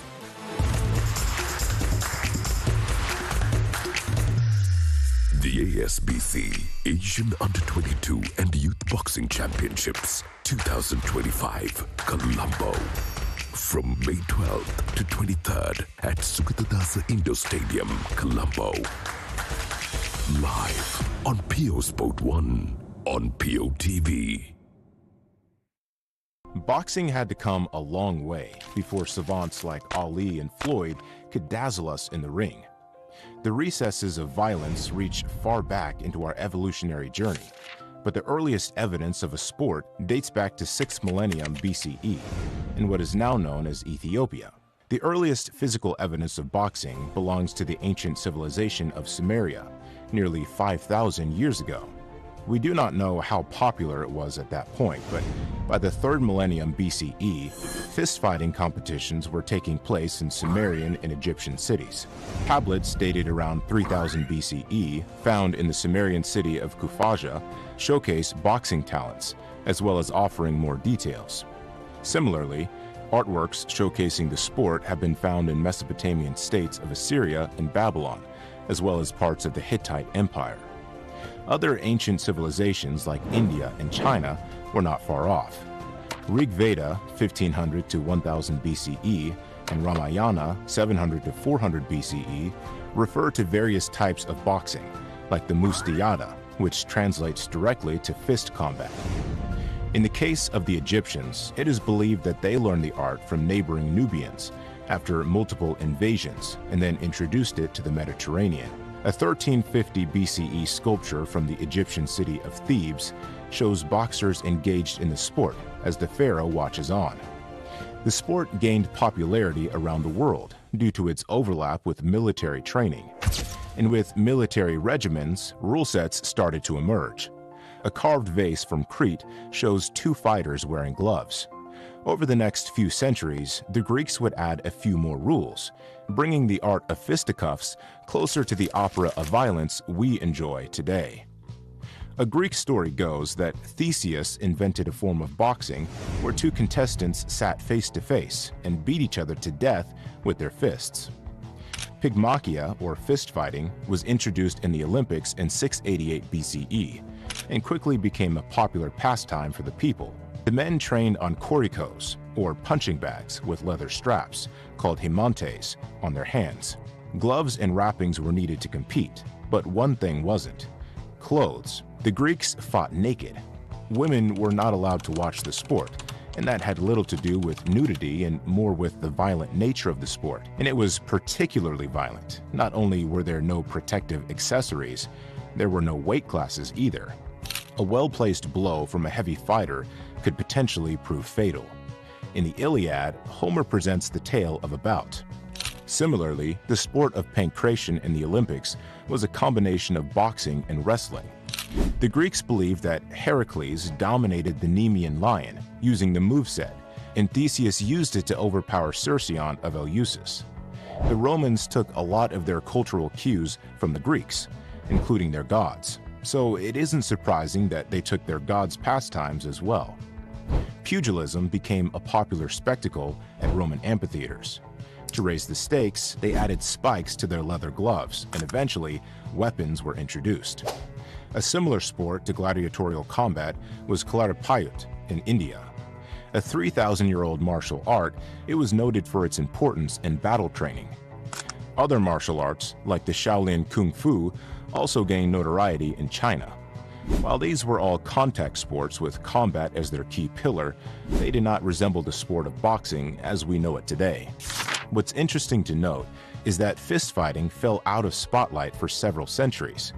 There were a few places like Rus where, before eventually getting banned, it remained a form of mass entertainment.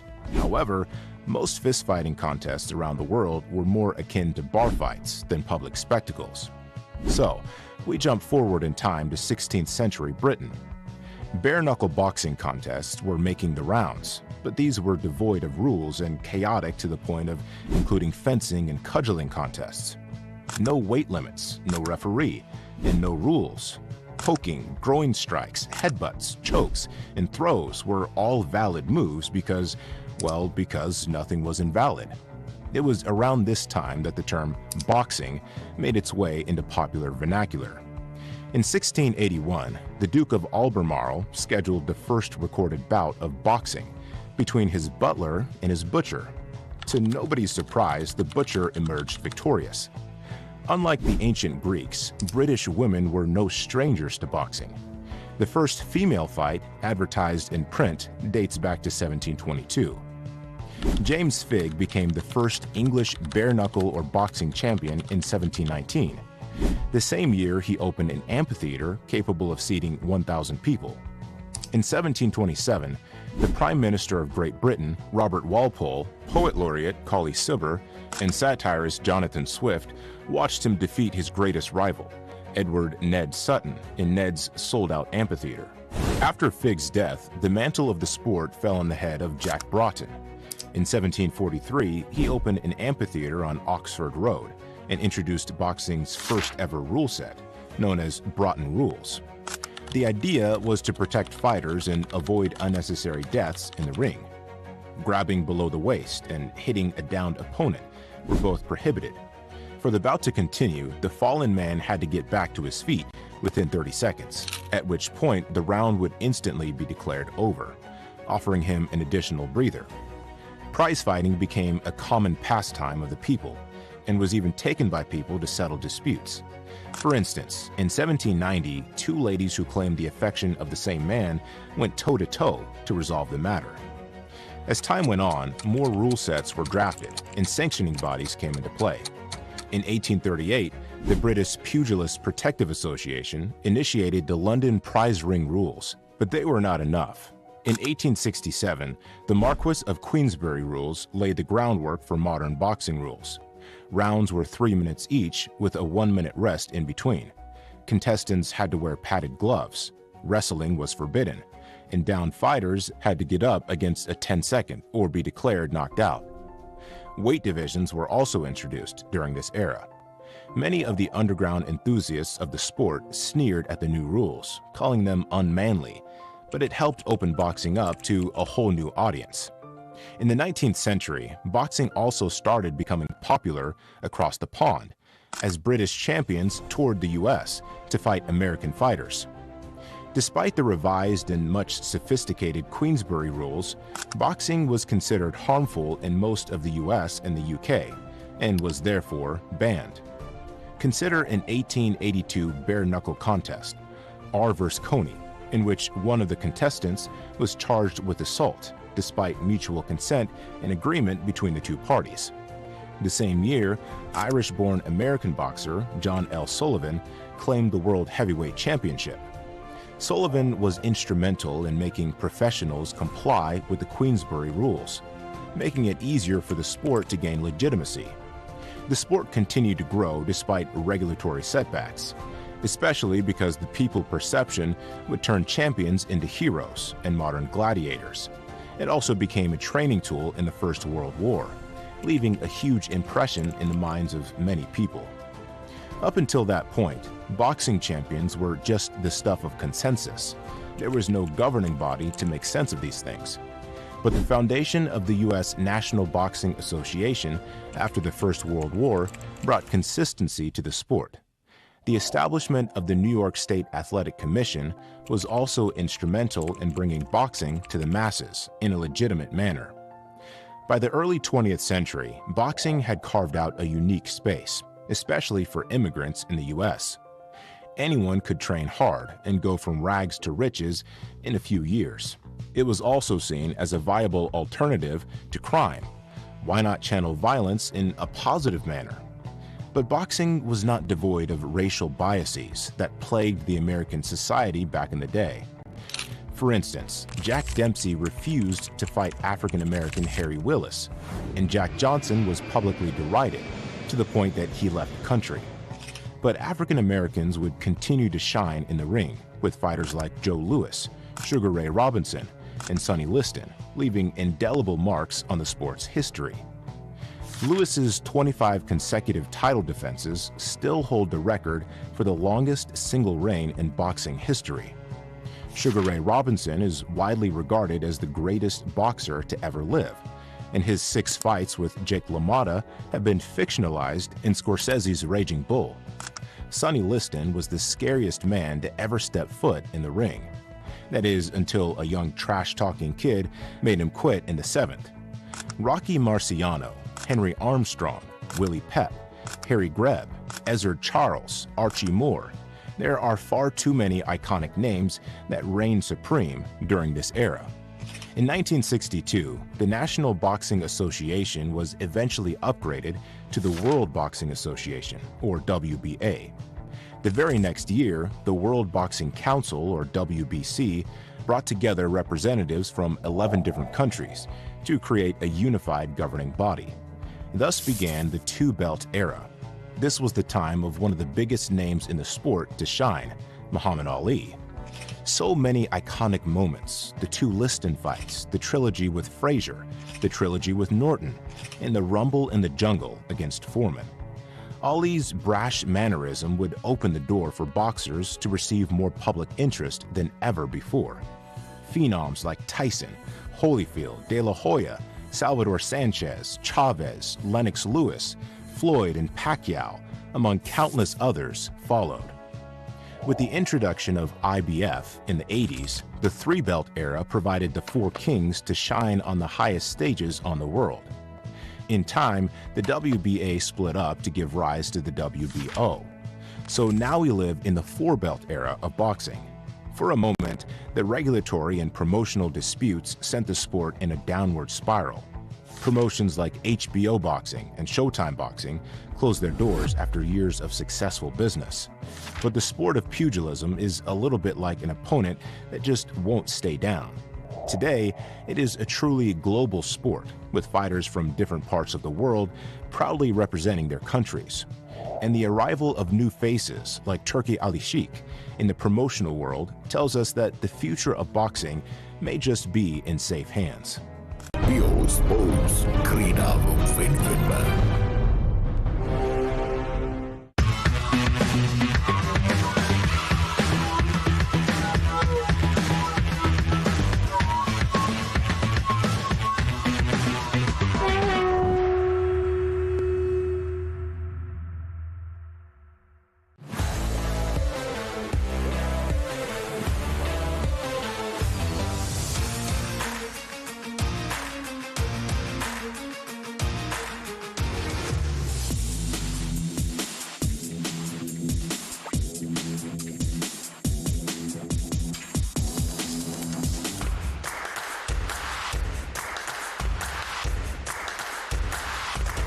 Intense speed, intelligent safekeeping, strikes that create no enemies. A vibrant welcome to a high-tech era. The ASBC Asian Under-22 and Youth Boxing Championships 2025, Colombo, in the land of lions, Sri Lanka. After 57 years, over 25 countries face off.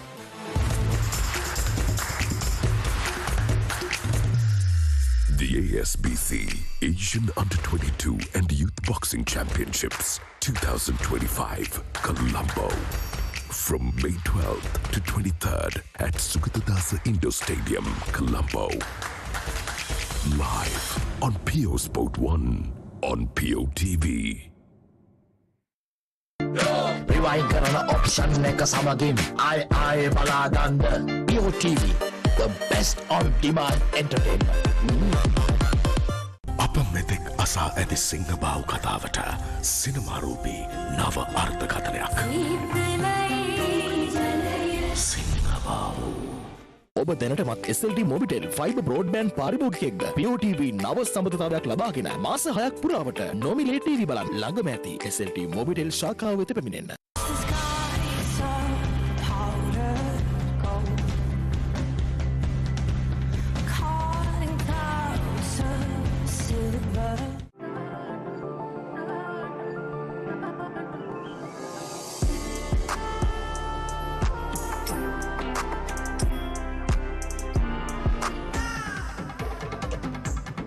Inheriting a land of great warriors, the glory of a victorious bloodline.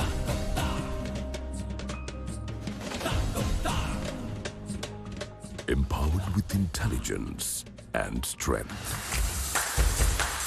The ASBC Asian Under-22 and Youth Boxing Championships 2025, Colombo, in the land of lions, Sri Lanka.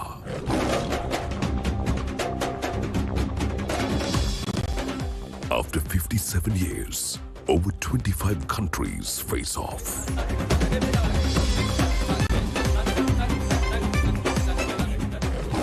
We wish our lions, the Sri Lankan team, the best of luck as they rise to conquer the Asian boxing ring.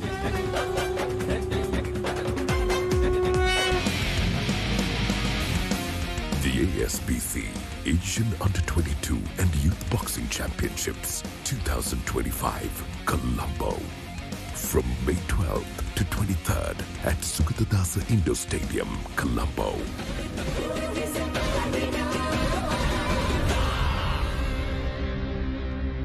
Live on PEO Sport 1 on PEO TV.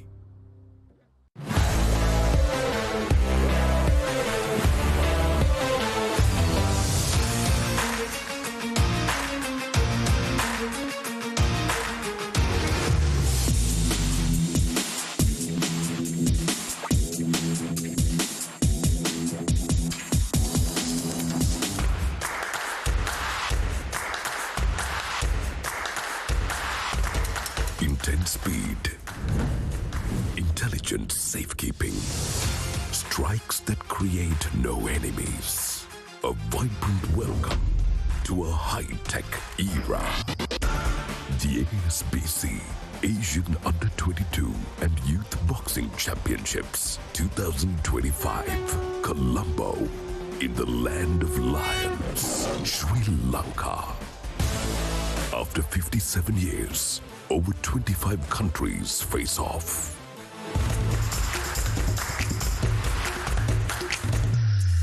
The ASBC Asian Under-22 and Youth Boxing Championships 2025, Colombo.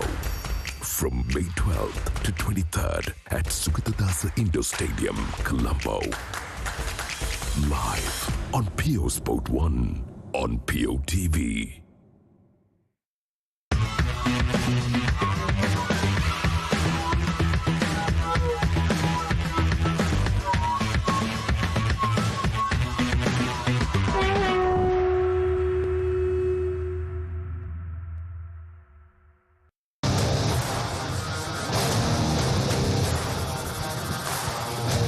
යළිත් ඔබ අප මුණගැසීම සුගතදාස ගෘහස්ත ක්‍රීඩාගාරයේ සිට ආසියානු වයස අවුරුදු 22කින් පහළ සහ කනිෂ්ඨ boxing තරග මාලාව පැවැත්වෙනා වූ සුගතදාස ගෘහස්ත ක්‍රීඩාගාරය තුළ අද දවසේත් තරග රසක් පැවැත්වීමට නියමිතව තිබෙනවා. අප කෙටි විවේක කාලයකින් පසුව තවත් තරග 5ක ආරම්භය තමයි දැන් සටහන් කරන්නට සූදානම් වන්නේ. අප විශේෂයෙන් සිහිපත් කරන්න කැමති ඔබට මේ තරග 5 අතර ශ්‍රී ලංකා ක්‍රීඩකයන් සහභාගී වන තරග 2ක් තිබෙනවා. ඒ අතර විශේෂයෙන්ම මල්ෂ බණ්ඩාර තරග වැදීමට නියමිතව තිබෙනවා කිලෝග්‍රෑම් 54 වැඩි බර පන්තිය තුල. ඒ වගේම ලෝකනාදන් කජින්තන් අද දවසේදී තරග කිරීමට නියමිතව තිබෙනවා. ඒ වගේම කිලෝග්‍රෑම් 60ට වැඩි බර පන්තියේ තරගය තුල. ඒ වගේම තවත් තරග 3ක් මෙහි පැවැත්වීමට නියමිතව තිබෙනවා. මේ තරග සියල්ල නරඹන්නට ඔබට අවස්ථාව තිබෙන බව අප යලිත් සිහිපත් කරන්නට කැමතියි. ඒ වගේම PEO Sports නාලිකාව ඔස්සේ මේ සියල්ල නරඹන ඔබ සියලුම දෙනාට අප මෙහි සිදුවන සියලුම සිද්ධි ජවනිකාවන් ඔබේ නිවහනට ගෙනත් දෙන අතරේම ඔබ නිවසින් පිට සිටිනවා නම් ඔබට PEO මොබයිල් ඔස්සේ අප සමග සම්බන්ධ වෙමින් මේ සමස්ත තරගාවලිය නරඹන්නට හැකියාව තිබෙන බවත් අප විශේෂයෙන්ම සිහිපත් කරන්නට කැමතියි. ඒ වගේම PEO TV Facebook සහ YouTube නාලිකාව ඔස්සේ ලෝපුරා විසිරී සිටින ඔබ සියලුම දෙනාට අප නරඹන්නට අවස්ථාව තිබෙන බව අප විශේෂයෙන් සිහිපත් කරනවා. මේ වන විටත් අති විශාල පිරිසක් විශේෂයෙන්ම අපේ Facebook සහ YouTube නාලිකාවන් ඔස්සේ මේ තරගාවලිය නරඹමින් සිටිනවා ආසියාව පුරා විසිරී පැතිරී සිටින. ඔබ දන්නවා වසර 57කට පසුවයි ආසියානු බොක්සින් තරග මාලාවක සත්කාරකත්වය ශ්‍රී ලංකාවට හිමි කර ගන්නට අවස්ථාව ලැබෙන්නේ. විශේෂයෙන්ම ඉතාමත් කලාතුරකින් ලැබෙන සුවිශේෂ අවස්ථාවක් තමයි ශ්‍රී ලාංකීය ක්‍රීඩා ශ්‍රේෂ්ඨයට මේ උදා වී තිබෙන්නේ. මේ වයස අවුරුදු 22කින් පහළ සහ කනිෂ්ඨ ආසියානු බොක්සින් තරග මාලාවේ සත්කාරකත්වය හිමි කර ගනිමින් අපි ඔබට කලින් මතක් කළා මීළඟට ආරම්භ කිරීමට නියමිතව තිබෙනා වූ තරග අතරතුර තරග 2ක ශ්‍රී ලංකා ක්‍රීඩකයන් තරග කරනවා. ඒ නිසා ඔබ මේ සුගතදාස ගෘහස්ත ක්‍රීඩාගාරයට ළඟා විය හැකි දුරක සිටිනවා නම් එන්න මේ තරග සියල්ල ඇසින්දුටු සාක්ෂිකරුවන් වී වින්දනය කරන්නට. ඒ අතරතුරේ තරග ආරම්භ කරන්නට සූදානම් අපි යනවා ධම්මිකව මුණගැසීමට. Thank you, Brian. Welcome back after the break. Bout number 6 just about to begin. This is Asian Under 22 and Youth Boxing Championship Colombo. It was a fascinating affair so far. 5 bouts to Sri Lankans tried their luck. Both of them, quite frankly, didn't have a good bout. The final bout for Malik Bandara ended prematurely. Bout number 6 just about to start. Wearing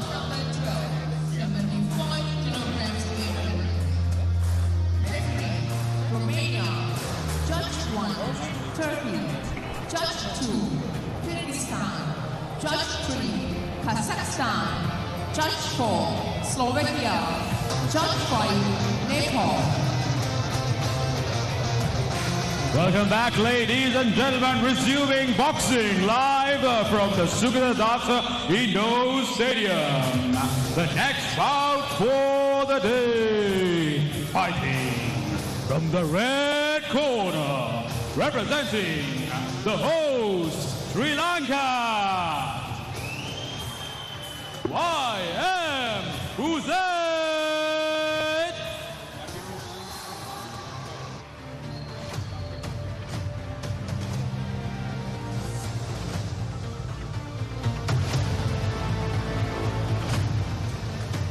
Mohamed Yosef, 20-year-old from Sri Lanka.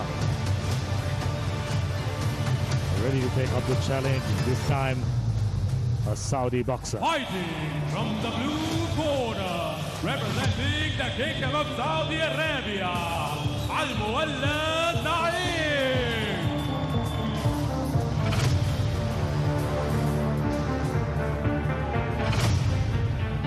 Saudis had a good outing so far during the day. Although one out knife. Now he'll be in the blue corner. He's taking up the challenge to his 75 kg bout number 6 of the day.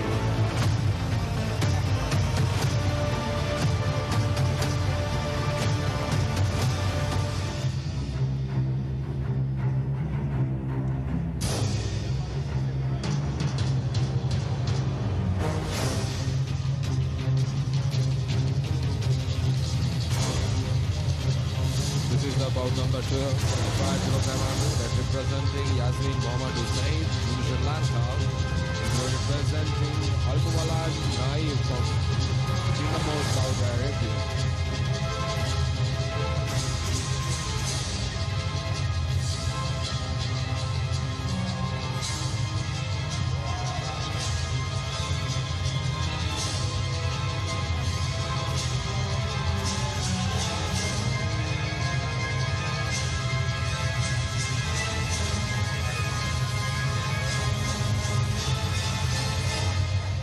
We are going to witness a great match, and Mohammad Hussain is undefeated boxer.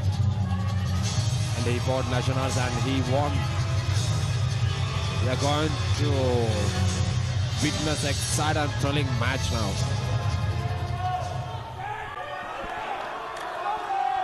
Mohammad Hussain representing Sri Lanka wearing red. Almuwalan Naif representing Saudi in blue corner. The bout is underway. Open stance by Mohammad Hussain. Left lead, well landed. It was a bright start for Hussain so far. Getting dizzy with every second. As you just mentioned, unbeaten in Sri Lankan circuit. So he should be another good fighter. And another medal hope. Hopefully he can do well in this bout. That Saudi boxer. His footwork up to the mark so far. Definitely the height advantage is for the Hussain. And the way the Hussain fighting is kind of unique and stylish. You can see that his jams and hooks are quite nice and precious timing. Referee says blue to keep his head up. You can see that Hussain is maintaining the distance and he's taking the right precious time to attack. Apart from Hussain, right there, the rest, both boxers trying to assess each other. Hussain go for a left hook.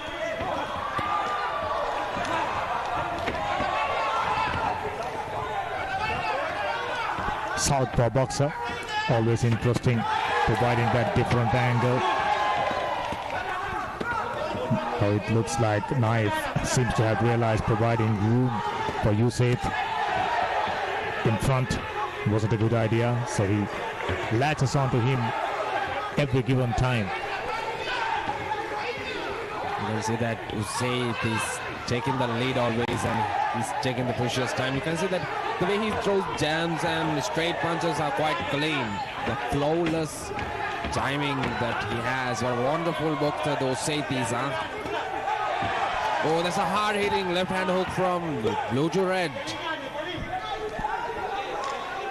Methodology pretty simple for Hussain. Move to either side and get enough room to land that powerful left hook. Southpaw fighter. We got nice backing away now. Kingdom of Saudi Arabian fighter Naif, realizing during the exchanges he's done nothing so far. Once again, comparatively better round for Hussain so far. Naif is also a good boxer. He's didn't let any times for an easy attack. You can see that the way he blocked himself is quite nice. It's a quite powerful left arm. You can see the way he throws left arm jams is quite nice. Hussein's managed to avoid them. That's a great boxing match. I invite all of you guys watching this by staying home, come to feel this heat in the eyes of the arena.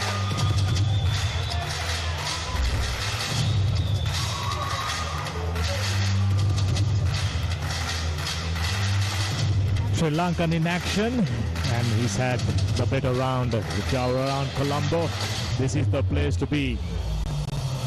Rather in those stadiums. This is Asian Under-22 and Youth Boxing 2025.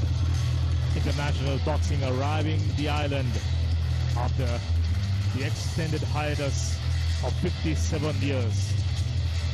Two Sri Lankan fighters didn't have the good outing during the day. In comparison, Mohammad Hussain Had a far better outing so far. Here we go for the second round. Hussain's round off for the lead. He got the advantage of the first round. And he took the first place in the round. You can see that Hussain is a good boxer. He took the lead and throws a right arm jam right into the knife's face. Oh, that's a hard combination from Hussain. Knife fell too good. Avoid them. He got pressured. Now Hussain put the heavy pressure on Knife. Even though Knife been eating quite a few punches, he kept moving forward and made things far too easier for Hussain. There you go, another powerful left. Landed right on the button.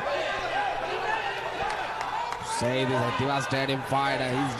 He's doing a great job in the arena. You can see that the way he continuously throwing punches. Wow, that's a nice boxer. What a boxer he is. You can see that the pressure on the knives. He's just avoiding those brutal punches from Hussain. He's definitely got the reach advantage, just about a couple of inches. And he's been using every bit of it. Keeping the distance, getting good angles, and throwing predominantly left hooks. That's his main weaponry, as you can see. Knife, in comparison, quite a few wild swings, none of them landing. But interestingly, he's keep getting forward. Baffles me.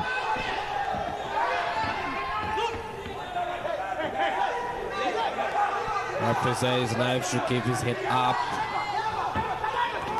You can see that Knife is blocking the way that only has to reach his face. His high guard is quite beneficial for the Knife. Hussain is kind of quite good fighter. You can see that the way that he reached the body shots and the way that he continuously throwing punch. It's quite nice, quite clean. Way better landing accuracy by Mohammad Hussain. As you can see, he's feeling confident about the proceedings so far. 44 seconds remaining. Another left landed. A good one.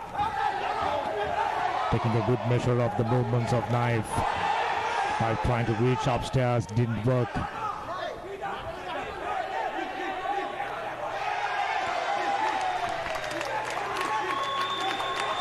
That is a quite hard left hand hook from Knife to Hussain. The hand was stuck together. The Knife got the benefit from that.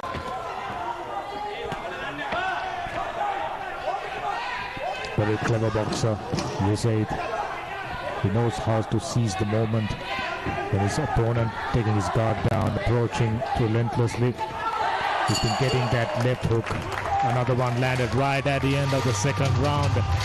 A very good run, quite clearly for the Sri Lankan Mohammad Hussain. This is not an easy match. Both fighters look intensive fighters. They're doing a great job in the ring. And see both fighters exhausting. Hussain did a great job and both fighters look intensive. There you go. His reach. That's the advantage. And his left hook. Delivering it from the distance. Made things way too tough for the Saudi boxer. He seems to be wondering, how am I get close to this young man and deliver a few punches? He has to enter the fire zone, but whenever he does that, Hussain is ready with his powerful left hook and from time to time right jab, working productively.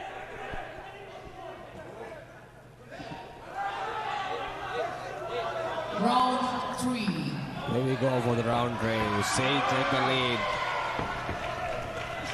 The best thing that I like Knife is his guard is quite nice. Quite high, clean.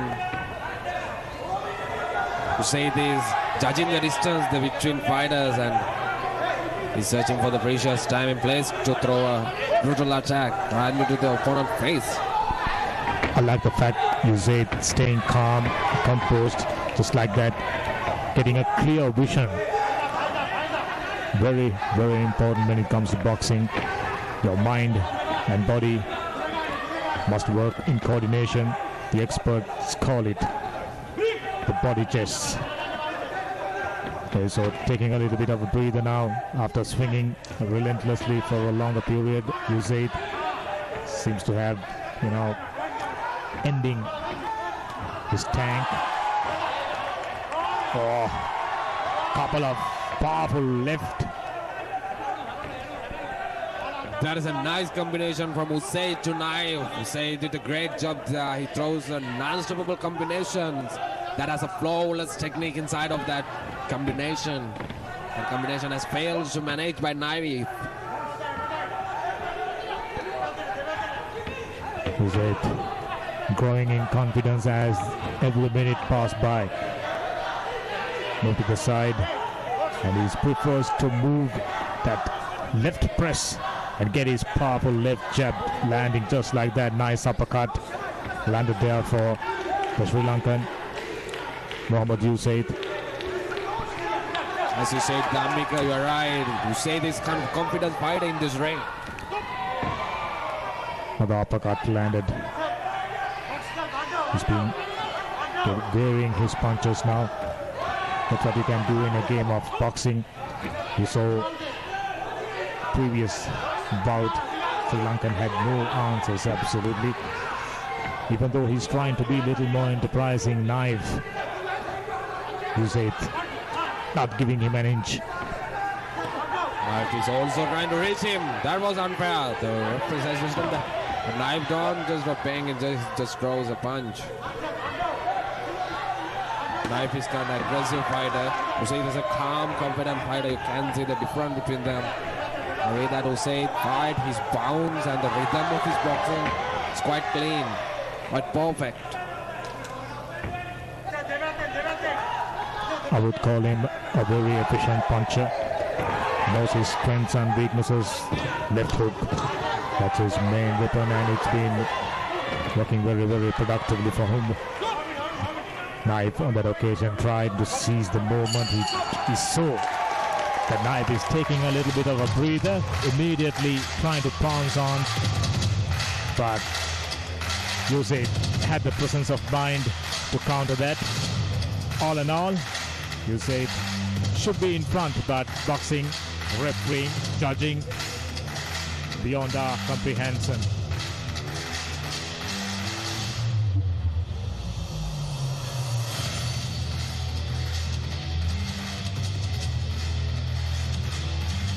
The winner of this bout by points, unanimous decision. Red corner, Jasmine Mohammad Usaid representing Sri Lanka. So excellent stuff, excellent news for the fans around the country. First boxer to walk to the second round in the day two. Those Sri Lankans tried prior to him. Both of them failed quite miserably. The second one in particular, Bandara, he had no answers to the questions thrown at him by the Kazakh boxer. But quite contrastingly, way more proficient, way more accurate technical boxer, Mohammad Usaid, now very proudly walking into the semi-finals, I suppose. That's the moment I was talking about.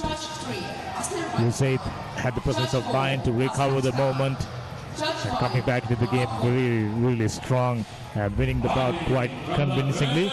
Unanimous decision. Next bout, this should be another very interesting one. New Zealand boxer in action for the first time.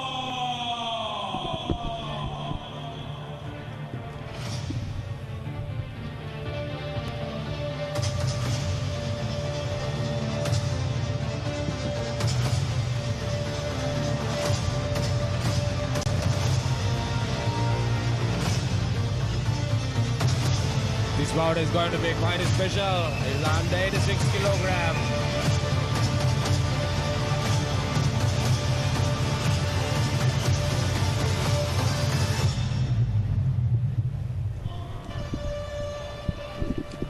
What a bout we are going to witness now. The blue corner, representing Sri Lanka.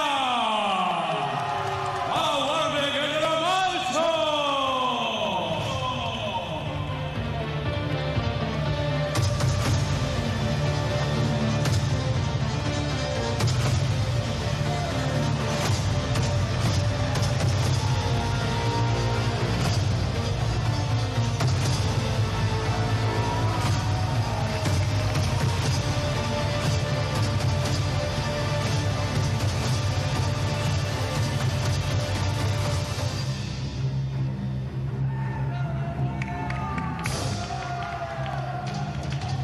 bout number 13 at the weight category 86 kg, representing Vinay Roman from New Zealand and blue representing Banjara Valau Arambaketana Malch, Sri Lanka. Who is going to do the match, man? This is going to be an interesting match. The New Zealand fighter has kind of a good physique.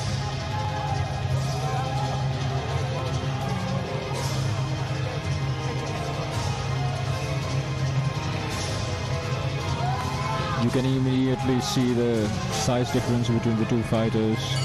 The man in red is a big build, but boxing's a different kind of sport.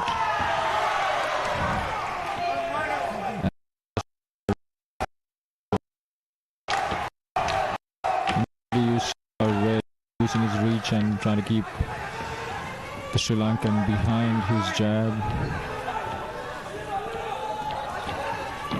The New Zealand fighter is kind of a quite calm fighter. You can see that he's... Oh, that's a hard... He missed that swing. He's a quite calm boxer. He's counting the distance between the fighters. And Kishan has a quite good high guard on him. But he's not trying to reach the opponent's face or body. The New Zealand fighter has kind of a good strength and a good height benefit in this ring.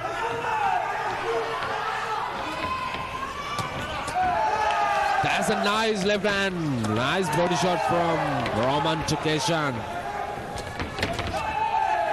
Roman is kind of powerful in left-handed hook. You can see that the way he boxes is quite nice. He reaches the Keshan's body. Oh, that's a hard combination from Roman to Keshan. Keshan is keeping a high guard. He's trying to get close to the opponent, but Roman keeps him away from him. Oh, that's a hard, nice hook from at blow. Hard one too. What are you going to do? Mon Keshan, you're going to do it. That's a hard combination. It's a nice, flawless combination from Roman. He's quite nice, technical fighter, isn't he? Yes, he does. He keeps his fighter behind, and it looks like he's walking down the man in blue. Nice left hand hook from the right into the belly of Keshan. He gets one for the open glove, the man in red. Roman is doing a good job, and Keshan is always trying to find a way to try to hurt his opponent. Thing is that Keshan is quite powerful puncher, but the Roman is quite technical fighter. You can see that he's maintaining his pace and his speed and rhythm of his punch. Definitely that Keshan can beat Roman, don't you think? Well, let's see how the fight goes. We are hoping that Keshan from Sri Lanka will... It's not going to be easy because that flawless combination of Roman... Oh, that's hard. That's a count. Hard combination from Roman to Keshan. That must be really painful to Roman. It's exciting round number one. That jab from the man in red snapped the head back of the man in blue.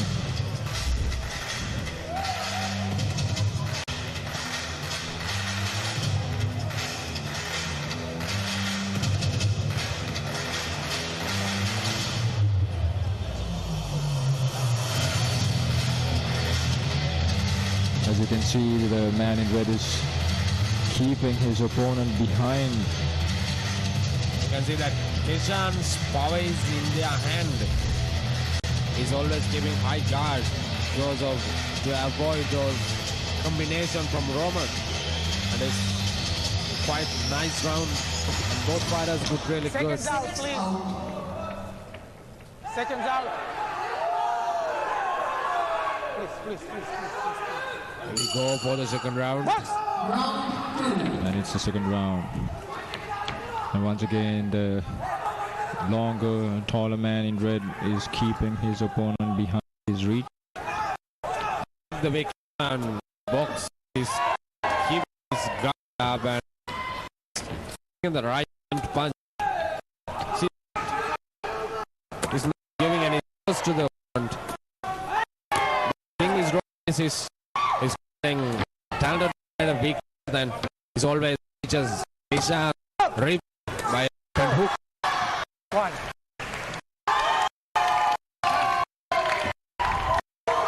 2, 3, And he is giving 4, 5, the man in blue a standing 7, count. 8. Box! So hurrying jam from red to blue. And the towel was thrown in by the coach of Sri Lanka. Decided to stop the match and abandon. That's abandon. Abandon, red winner.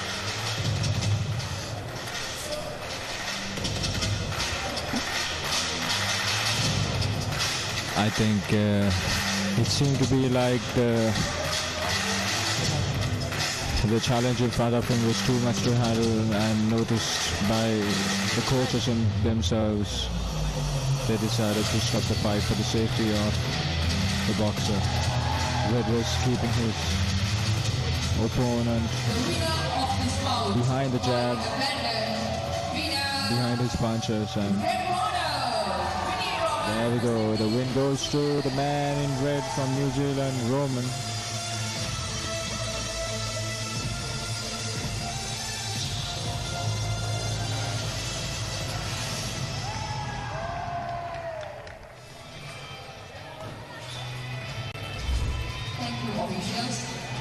Great effort from the Sri Lankan boxer and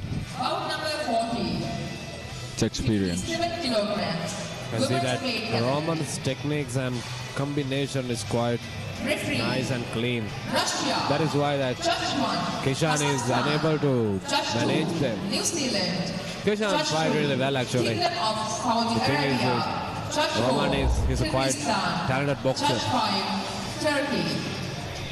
Rodrigo, next we have an interesting bout, a women's bout. Sri Lanka versus India. Yesterday, Nancy had a victory.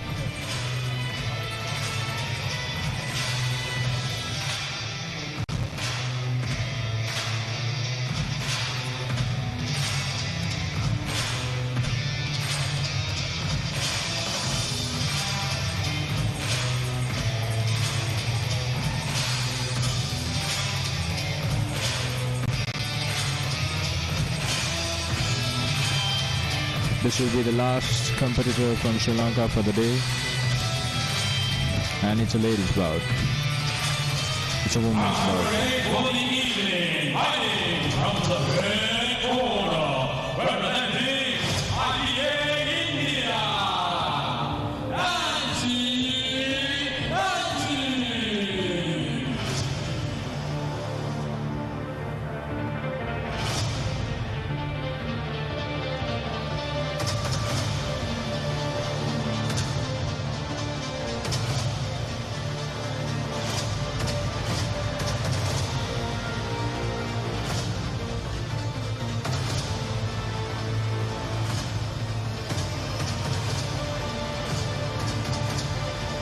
The first female match for today. Going to be a quite good run. Fighting from the blue corner, representing Sri Lanka,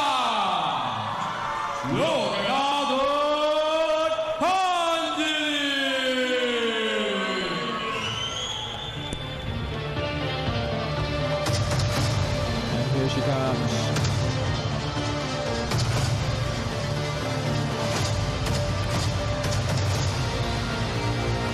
Loganathan Kajantini from Sri Lanka at the age of 19, representing our country for this anticipated bout, fighting under 57 kilograms, featherweight.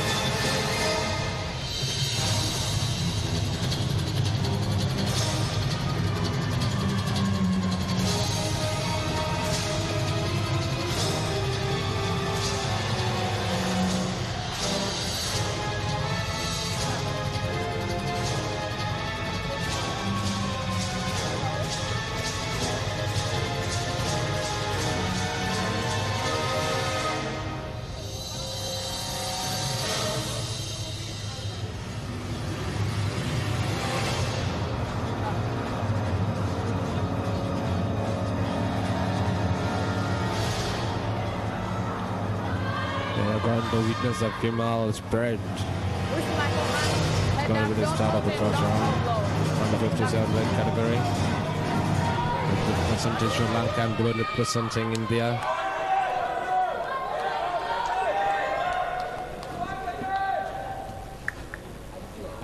In yesterday match that had India versus Sri Lanka was at the level. Let's see that's gone in this match.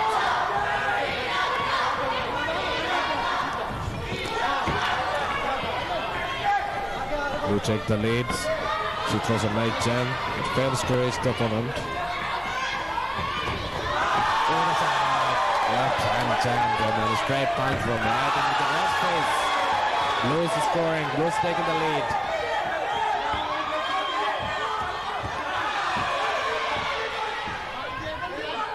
Quite good start for Sri Lanka, isn't it, Rodrigo? Yes, it is. Yeah, there were some good punches in from Sri Lanka. She's doing a great job, you know. Sri Lanka is taking the lead and she's doing a great work there. You can see that the way she's taking the lead and throwing those punches is quite nice. Yes, and they're reaching and they're landing. Leaning forward and throwing the combination of counter punches and uppercuts is quite clean. Ooh, that's a hard punch from red to blue. It's a great start for Sri Lanka right now. She's doing really well, Loganathan. Red boxer is now also not going to give his match. He's also batting really well. Thing is that the fighter is quite precious fighter. You can see that she's taking the lead and leaning back forward, and this was powerful in left hand hooks and jams. That's a hard in the left hand hook from blue to red. Yes, she's doing a great job, and she's really understanding how to parry her punches and defend any punches that come towards her, as well as land her punches clean. So her timing is on the right place as well, so she's doing a great job right now, actually. Taking her time, being patient with the punches. Once again, a good... Ooh, another good combination straight through the pipe. Nice counter punches from blue to red. She's keeping a nice pace and speed throughout this round. You can see that way that she's throwing straight punches quite clean. The red boxer is quite... don't know how to manage those punches from blue fighter. Well, now Red is taking the step a little bit forward and being a little bit more aggressive. Trying to get a second win inside this round. In the end of the round, she's throwing a little bit to a lot of punches. That is...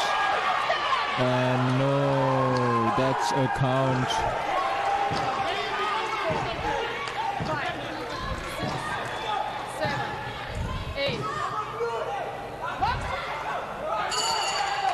And that's the end of the first round.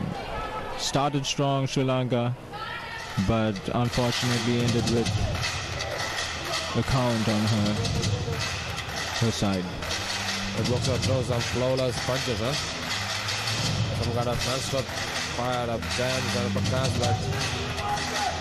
Yes, right. Sri Lanka was doing so well in the beginning of the round, and she just slowed down a little bit, and India just took advantage of that moment and got the best out of it. So props to India for that, but Sri Lanka has a chance to get another comeback, because she seems to be, Loganathan seems to be skilled and well-rounded with her punches, footwork and guard.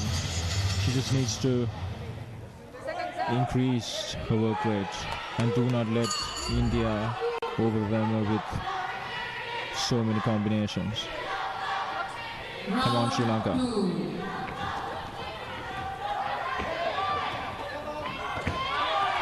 The boxer is doing quite good job there.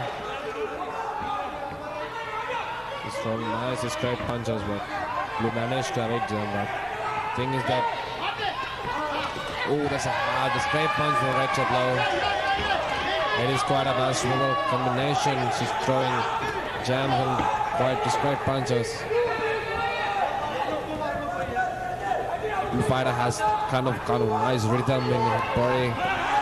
The bounce that makes a unique boxer.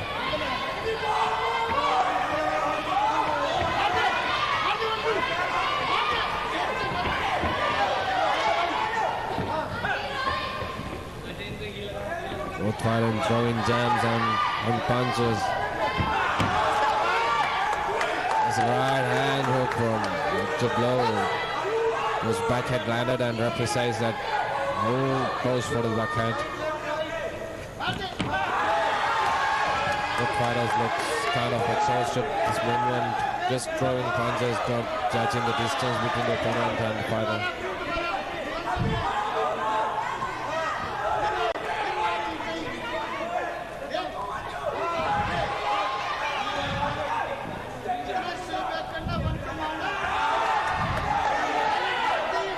Sri Lanka getting the best out of that combination. And that's another good straight punch landed from Sri Lanka.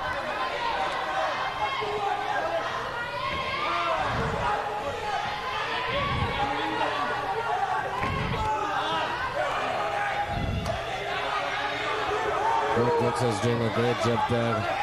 Both fighters had a will to win. They don't go to go. It's a match in this round.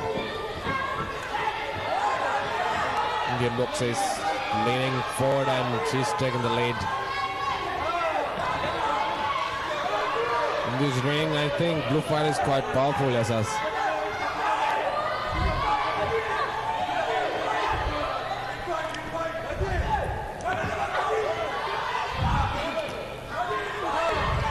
Couple of punches missed, but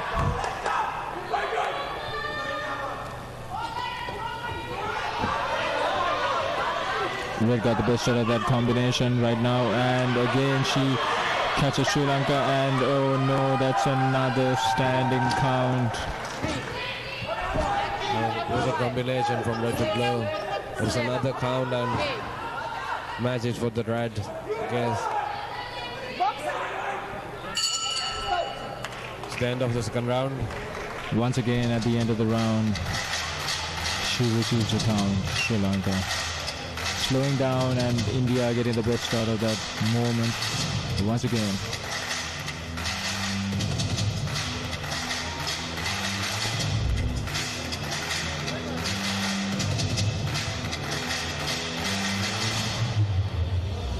The fighter took the first round on her hands, but in this round, red fighter took chance to win by cornering her opponent into the ringside and throwing nice combination of brutal man-burst punches. You see that? As you can see, India is not choosing to sit down. Second out. Maybe to make a statement that she's here to win. Round 2. It's the third and final round.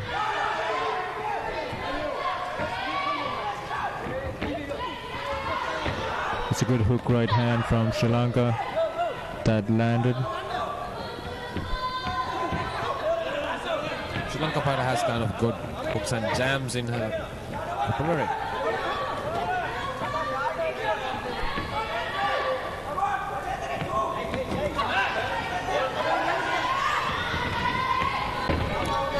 Loganathan has walked in with heart to finish her fight strong, and she's giving her best. I like the way that red boxer quite taking backward steps and quite nice footworks, and that make them avoid those punches from blue.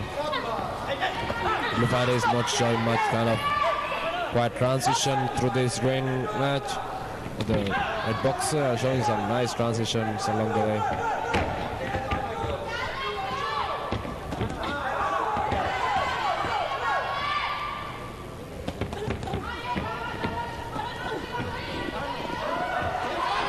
Another set of combinations from the fighter in red.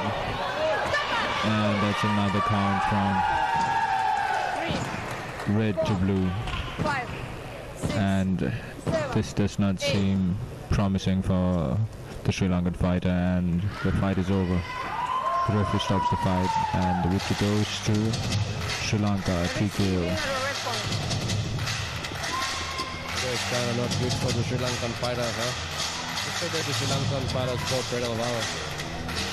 Yeah, she did start well, but she couldn't hold her pace till the end of each round, and is right at the end of the round she fell short, getting caught with too many combinations. But when it came to every round, at the beginning of every round, she always came in strong and active. By referees from the contest, winner, red corner, Nancy representing IBA India. Nancy who gets a hand raised at the end of this bout.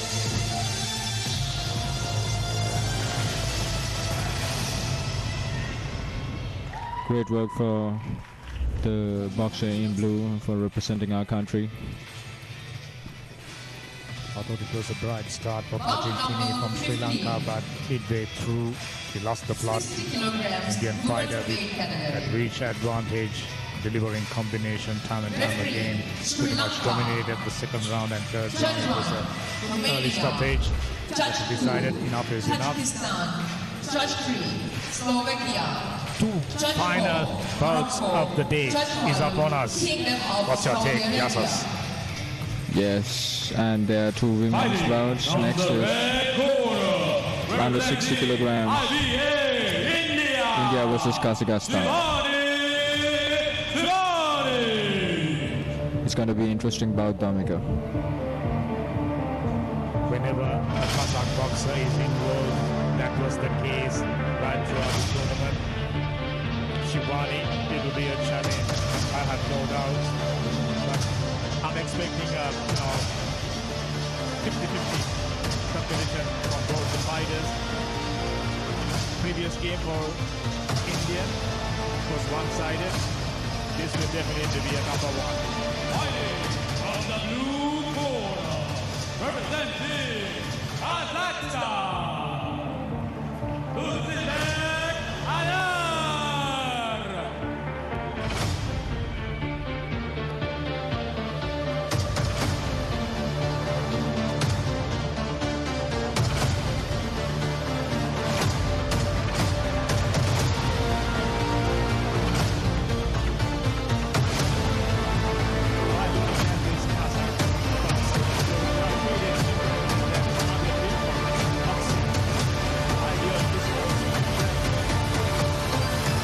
Excellent upper body strength.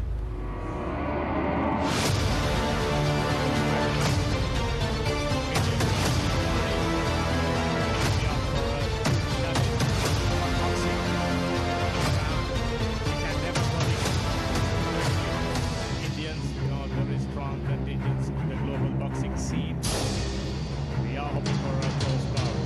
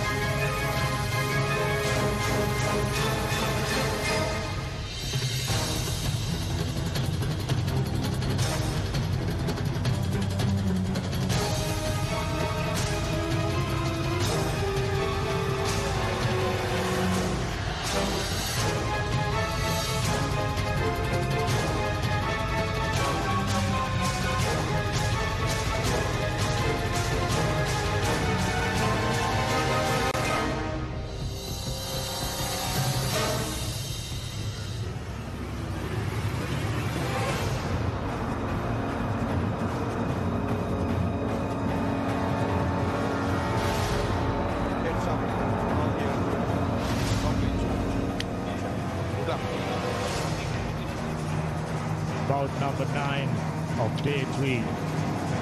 Well and truly underway. Indian taking on Kazakh boxer Shibani. In the red corner, Anna from Kazakhstan. In the blue corner, both the boxers looking to get busy. First touches for Shibani. Gives me an indication that she prefers to go upstairs most of the time. Kazakh boxer definitely with a height and reach advantage rather.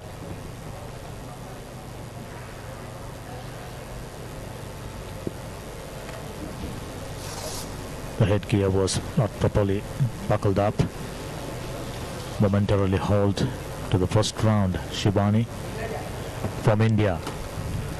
Indian just completed a bout with a favorable decision for her.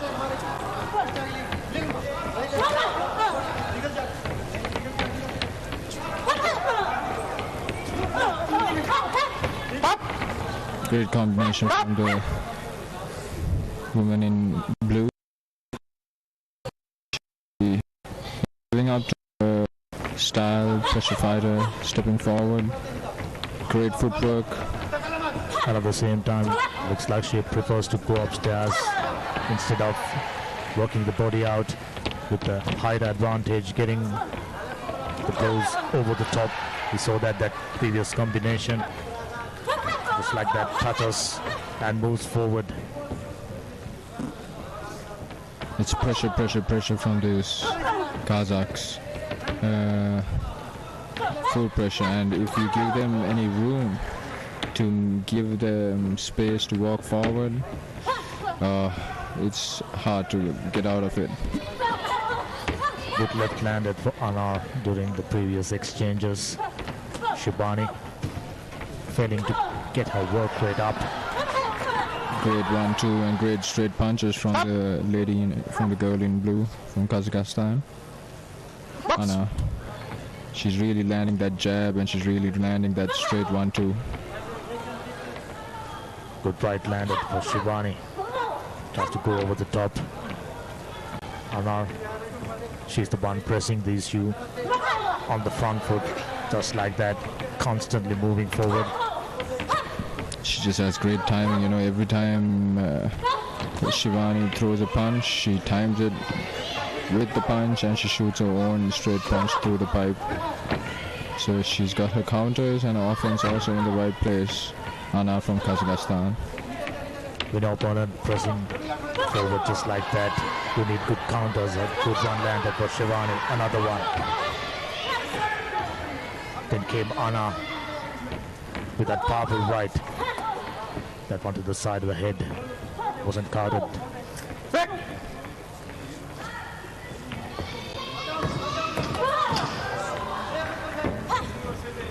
It's the last few seconds of the first round. That's a great jab from the woman in blue. It's great counters. And that's the end of the first round. Previously, Sri Lankan lady Argentini had a game. Early stop in the third round was a disappointing one. There's another boxer who's, pressing forward with flurry of pointers with no real accuracy. Which means the coaching staff as well as the team management got something to work on. Striking accuracy, so important. The boxers who went on to do well in the world scene, I mentioned about Danny Cruz, with just about every time hardly misses. Landing, gets in, gets out. That's the ideal sort of formula for this type of boxing. But by trying to impress the judges, we've seen far too many boxers pressing forward, compromising their guard. That has to start off with a great jab from the woman in blue. What great distance. She's really setting her distance up. You see? She hits the jab, she backs and she hits it again, keeping opponent behind that lead hand, and there we go, another great counter from the top. Stop! 1. That's a powerful one. 3. Over the top. 4. And that's 5. her favorite combination. 7. Kazakh boxer Anna. The first count, just like that. Now she smells the kill, pressing forward even harder. Yes, she is tough, and she has great timing, Anna. She has great timing, so she knows when to shoot the punch. So she's once again forward, pressing, keeping her opponent behind the lead hand, timing her and countering her when she decides. In a game of boxing, confidence play a huge part. Now quite clearly Anna starting to feel confident and starting to look comfortable at the same time. She's starting to get hang of that counter punch where she backs and shoots the cross behind. She's starting to really time that punch now. There we go. Watch out for that, Damika. That was a good flurry of punches for Indian Shivani. Another one. 1, 2, 3. The second 4, count. 5, 6. I mentioned 7. Anna 8. smelling the kill. I told you, Damika, she is really timing that punch now. She's really getting home to that punch. There we go. Once again, she is going for it, and seems like it's a matter of time that the referee will stop the fight. There we go. There you go. Another set of combinations. They're just about a couple of punches away from an early start. 39 seconds remaining. Anna keep pressing forward with his powerful one, landed right into the torso. Another one. Can she take this type of beating any longer? She's breathing hard. India is breathing hard from her mouth.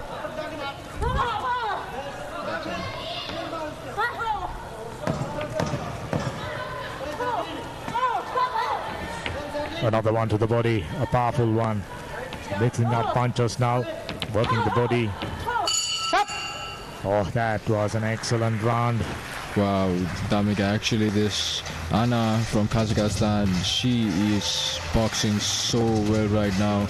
It's seldom you see a girl do so well. Her balance, her physique, her power, everything is in tune. And as you can see, the girl from India, she has lost her breath in her corner right now.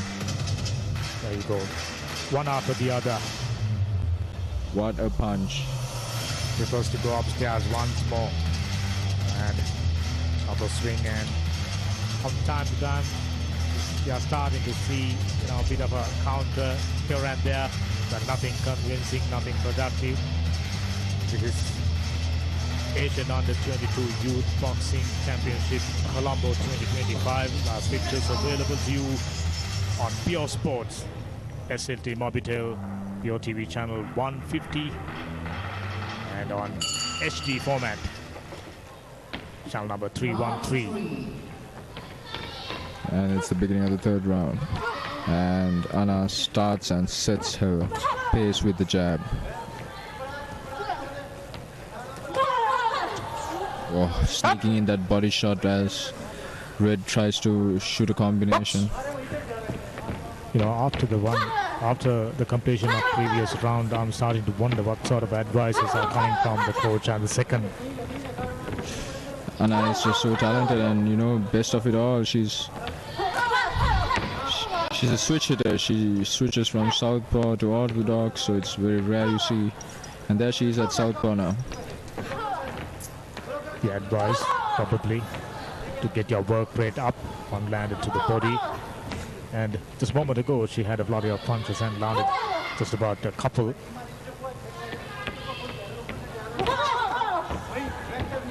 On the powerful left, working the jab into the body, goes to the clinch. Shivani. Box.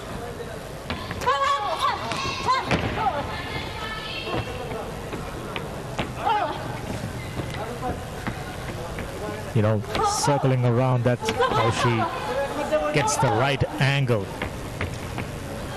to deliver that powerful left. We're halfway through the final round. Now already blue. Break. And India is looking a little tired. Break. Like she's lost some breath. It's a little bit of a slow pace now. But let's see what Anna has from Kazakhstan. Let's see what she has in store.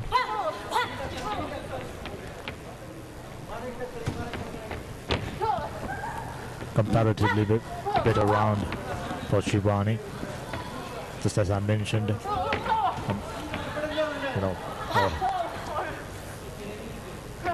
another straight right landed. Stop. Break. Break. Box. You can hear through the referee's earphone. She's breathing very, very hard. Yes, you can hear the breath. And that's another great combination from Anna, the woman in blue. And she gets one for keeping her head down. It's 18 seconds. So the bout goes the distance. Whichever the case, should be another one-sided affair. 9 seconds remaining. She needed a very big third round, Shivani, if she stand any chance of bagging this bout. First 2 rounds, Anna done more than enough. That's great work from both women, Anna and Shivani. But it seemed to be a one-sided bout in favor for the woman in blue from Kazakhstan, Anna.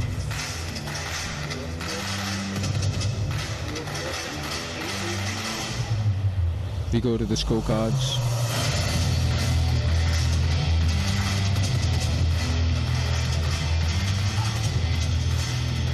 The winner of this bout by points, unanimous decision, winner,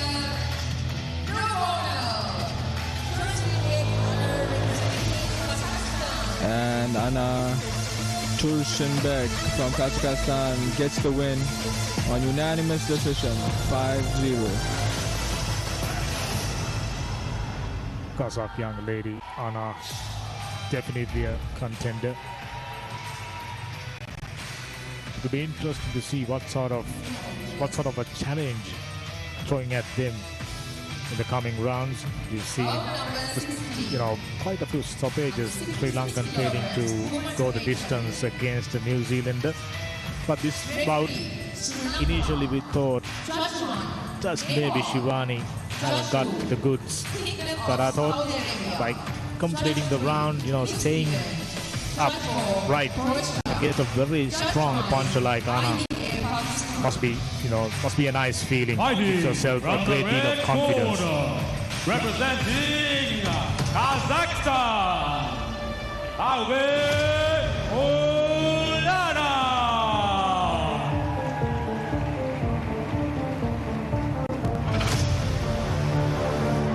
It's the final bout for the night, for the evening, and it's the 10th bout of the day. Kazakhstan versus Vietnam.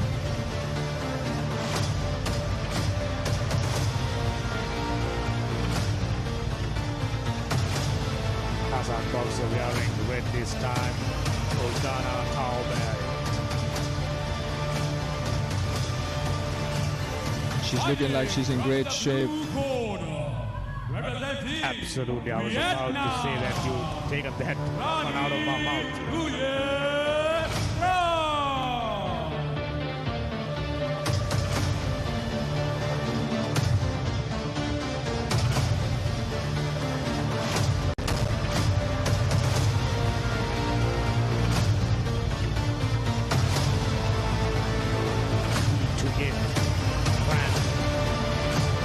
Yesterday was a good one for Vietnamese as well as the first day. Hopefully she can stand up to the challenge thrown at them by the very strong looking Kazakh boxer. Oldana in red. Tran in blue. And this is incidentally the final bout of the day. Another outstanding day of exciting boxing. A Sri Lankan way to the second round always keeps the hosts happy. And the Vietnamese searching for her spot in the second round.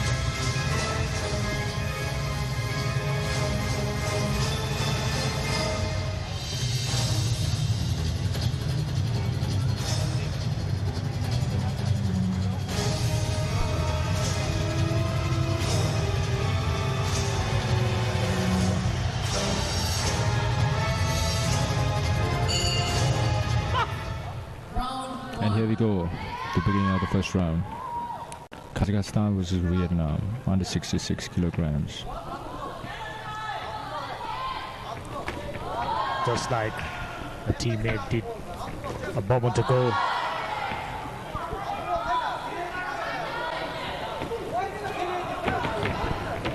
Once again, behind that jab, she starts, the woman in red from Kazakhstan, keeping opponent behind that jab, pushing her opponent back. She looks really good. She looks really explosive, and she has a fast twitch to her punches.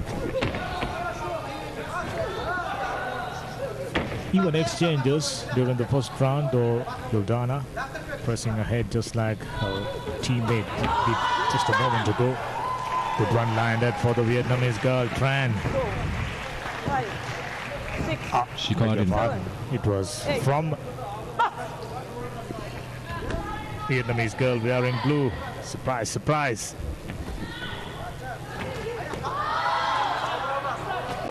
Like I said, as you watch the girl in red, she has an explosive twitch to her punches. So right before the start of the bout, I mentioned Vietnamese had a good tournament so far. If I'm not mistaken, two of them already in the second round. This could be the third. Girls boxing, totally different. And I'm starting to witness excellent work rate by this Vietnamese girl, Tran. she's doing her best to overcome the pressure that the woman in red is putting on her from Kazakhstan, but seems to be like she's missing a lot. One landed to the chin for Tran, and one landed upstairs for Oldana. Another straight through the pipe, Damika, right on the jaw, snap the head back. It's a count. One more in this round and the fight will be over.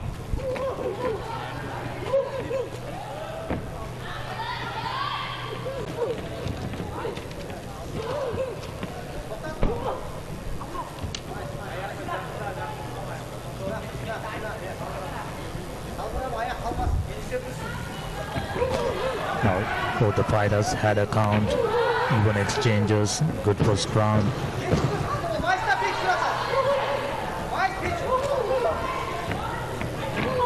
Now we could see after those 2 counts, taking a little measure of each other. Little hesitant, don't you think so? And that's the end of the first round. So the woman in red from Kazakhstan has a successful round in her side, getting 2 counts on Vietnam, 2 clean punches that received 2 counts.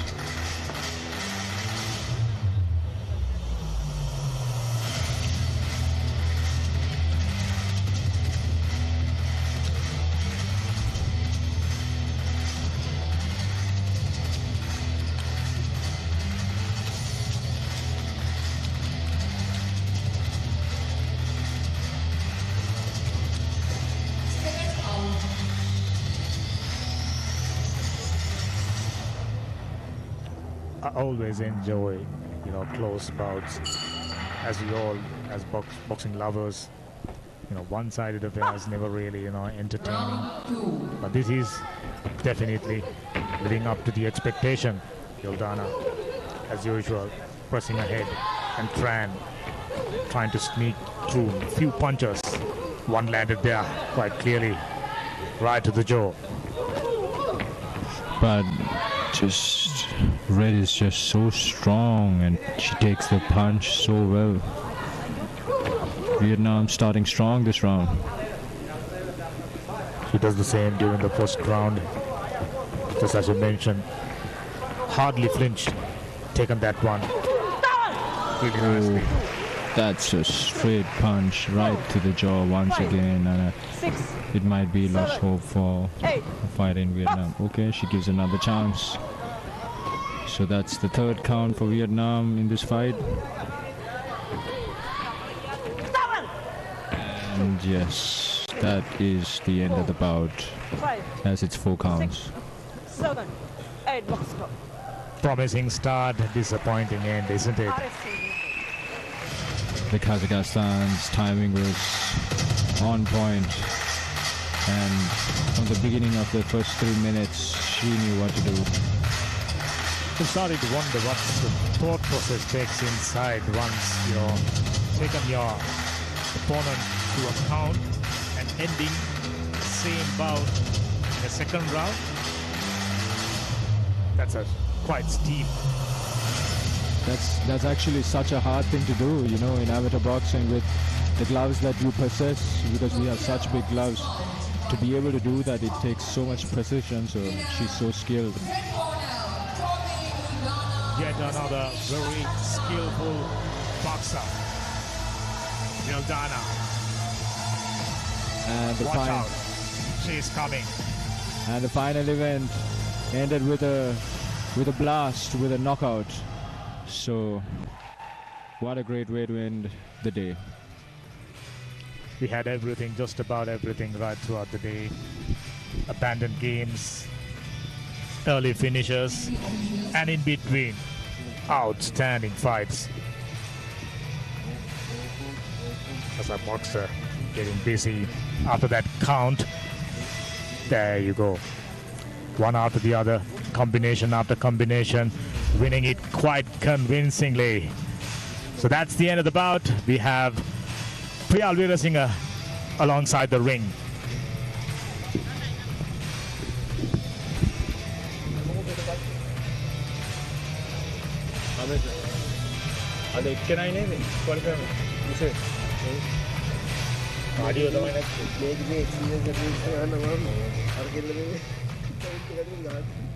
Kazakhstan fight කියලා කියලා බවුවේ.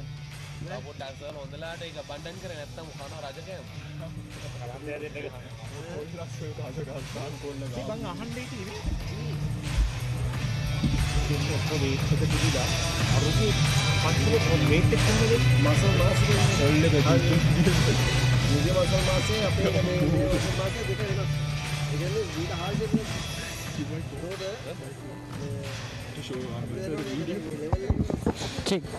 check.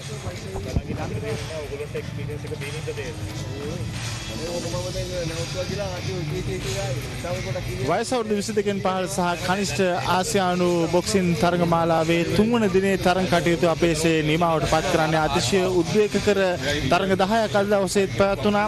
විශේෂයෙන්ම ශ්‍රී ලංකා ක්‍රීඩකයන් අතර තරග කළ අතරම එක් ක්‍රීඩකයෙකු අවස්ථාව සලසා ගන්නවා ඊළඟ තරග වටේ සඳහා තරග ප්‍රවිෂ්ඨය හිමි කර ගැනීම සඳහා.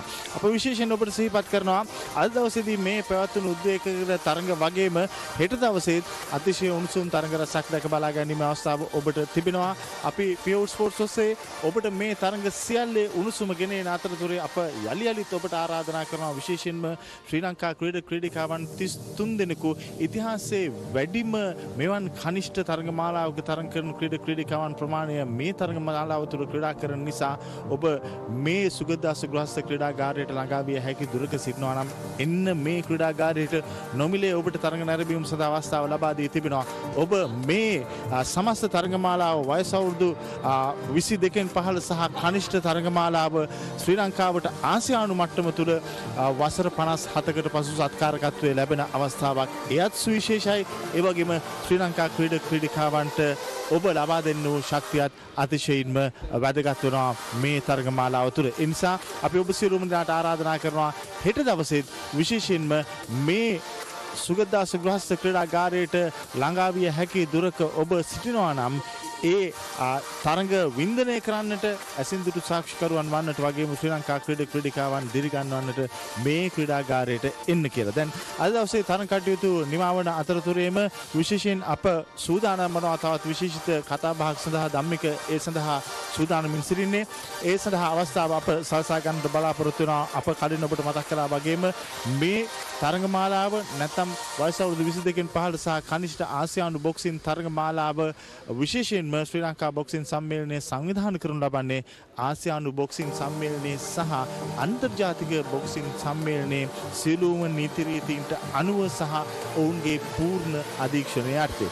විශේෂයෙන්ම අන්තර්ජාතික බොක්සින් සම්මේලනයේ ප්‍රධාන ලේකම්තුමන් සහ ප්‍රධාන විධායක නිලධාරීතුමන් මේ සියලු කටයුතු නිරීක්ෂණය කරනවා. ඒ වගේම ආසියානු බොක්සින් සම්මේලනයේ නිලධාරීන් මේ සියල්ල නිරීක්ෂණය කරමින් මේ තරඟමාලාව ශ්‍රී ලංකා බොක්සින් සම්මේලනයේ සංවිධානය කරන ආකාරය සහ සමස්ත ක්‍රියාවලිය සිදුවන ආකාරය අධීක්ෂණය කරමින් සිටින්නේ. අප විශේෂයෙන් සිහිපත් කළ යුතුමයි ශ්‍රී ලංකා බොක්සින් සම්මේලනයේ සුවිශේෂ කාර්යභාරයක් ඉටු කළා මේ තරඟමාලාව සංවිධානය කරද්දී. ඒ වගේම අපට PEO Sports ලෙසින් ඔබ සියලුම දෙනාට නිවහනේ සිට මේ සියල්ලේ අසිරිය විඳින්නට අවස්ථාව සලසා දෙන්නට අවස්ථාව ලැබුණා. අප මේ සියල්ල ඔබට සිහිපත් කරන අතරතුරේ ධම්මික සූදානමින් ඉන්නවා තවත් විශේෂිත කතාබහක් සඳහා. අපි ධම්මිකට අවස්ථාව සලසා දෙමු. විශේෂයෙන්ම මේ අවස්ථාවට සහභාගී වන සුවිශේෂයෙන් දෙදුණු සමගයි ඔහු කතා කරන්නට බලාපොරොත්තු වෙන්නේ. Thank you, Priya. It was an enthralling day of boxing here at Sugatdasa Indoor Stadium.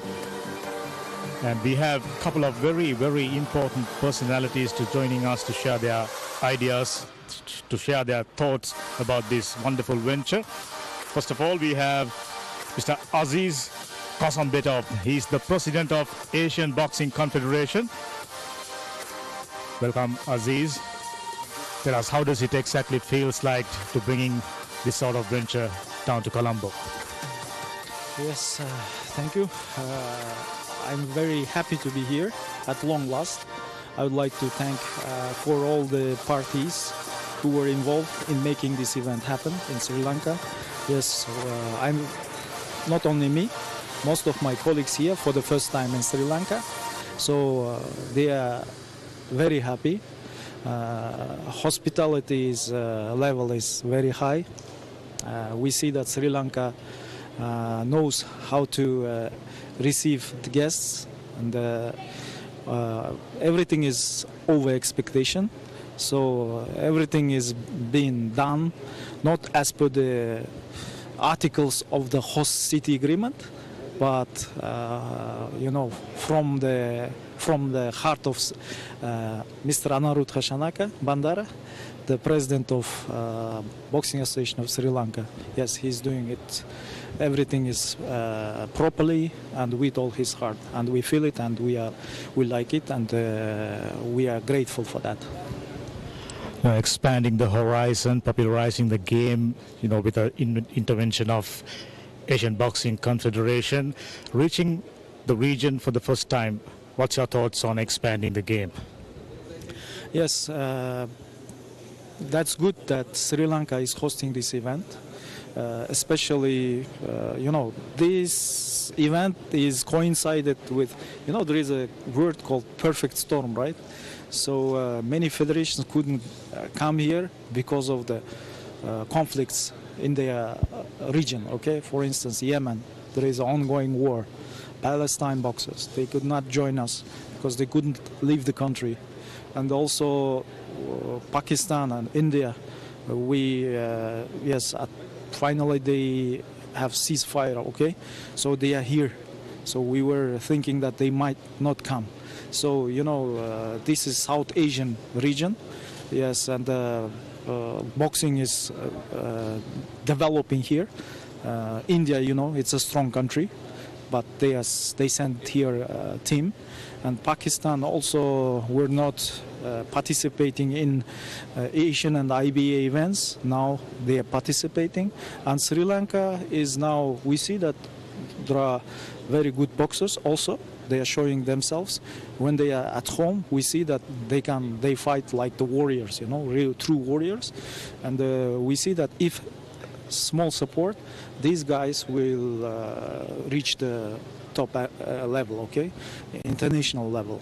So we are very glad to organize this championship in this area. Last edition of this championship was held in Central Asia, in Kazakhstan, and here it's in South Asia. Now here many vice presidents, presidents of the federations are here. They are also showing interest to host this event in their countries next year. So everything is on a high level. Venue, ring, lighting system, even media. We for the first time see PEO Sports, and we see that you are very serious organization, channel, right? So sports organization. So we are grateful. These boxers, they represent the future of Asia. How excited are you, having seen the skills, the tenaciousness, and the technique of these boxers on display? So everybody should admit now that Asia is the strongest confederation of IBA, within IBA, okay, International Boxing Association. Last Olympics showed it. Last World Championships are proving it. So in our continent we have strong countries like Kazakhstan, Uzbekistan, India, who are leading countries in the world. So everybody admits. But now we see that boxers are, improving, showing very good level of boxing, and we are happy, and we don't want to stop on this. We want to reach the next level. So I think Asia is the future of boxing. How happy you were about the arrangements, Sri Lankans, arranging a tournament of this scale? Never, one set of challenges to face. I thought the Association for Sri Lanka has done a fantastic job. Yes, I want to extend on behalf of Asian Boxing Confederation, firstly to the Ministry of Sport, and then Boxing Association of Sri Lanka. So my friends, Mr. Anaru Shanaka, President, and Mr. Taranga Pereira, Secretary General. These guys are new in the federation, but they are working like, they've been here for a long time. So very experienced. Mr. Anarutha, we were in touch with him on the phone. There were sometimes possibility that this championship might be postponed, but he showed bravery, yes, and he did all his best. What I understood, he keeps his word. So what myself value in people, that if they keep their word, yes, it's possible to work with such person. So congratulations, you have a good leader in the Boxing Association of Sri Lanka. After this championship, I'm sure the boxing level of Sri Lanka will grow bigger, and I hope in the coming Asian Games or Asian Championships, IBA events or Olympic Games, we will see more Sri Lankan boxers. But that's the whole point. Thank you so much for your valuable time to share your valuable thoughts. That's Mr. Aziz Kasambetov, the President of Asian Boxing Confederation.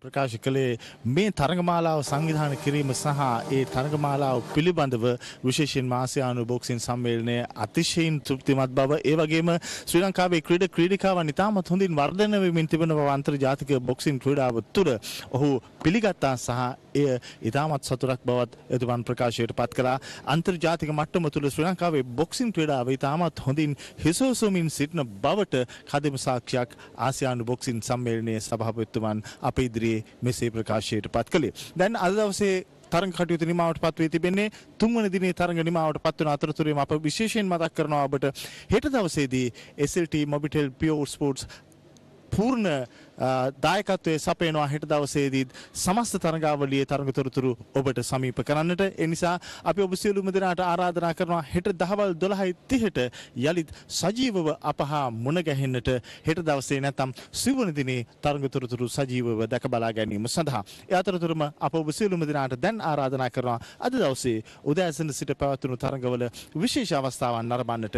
ඒ සඳහා ඔබට ආරාධනා කරමිනුයි අප සුගතදාස ගෘහස්ත ක්‍රීඩාගාරයේ සිට සමුගන්නේ හෙට දහවල් 12:30ට සජීවව යලිත් ඔබව මුණ ගැසීමේ බලාපොරොත්තු වෙන්න.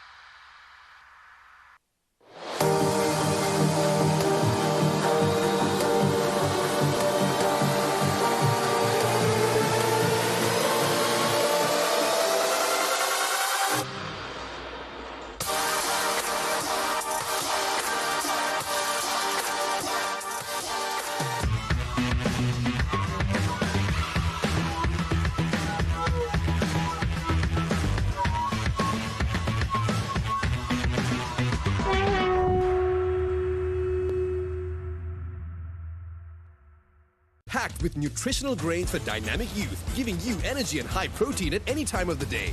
Malaban Nutrifix cereal bars, the energy style for the youth lifestyle.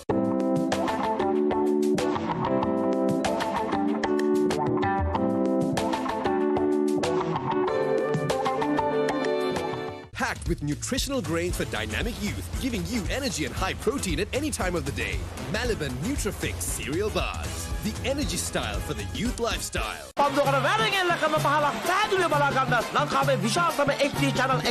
PEO TV, the best on demand entertainment. Packed with nutritional grains for dynamic youth, giving you energy and high protein at any time of the day. Malaban Nutrifix cereal bars, the energy style for the youth lifestyle. ආදරය සිනහස සොයා යන පවුලේ සැමට එකට සිට නැරඹිය හැකි චිත්‍රපටයක්. වසර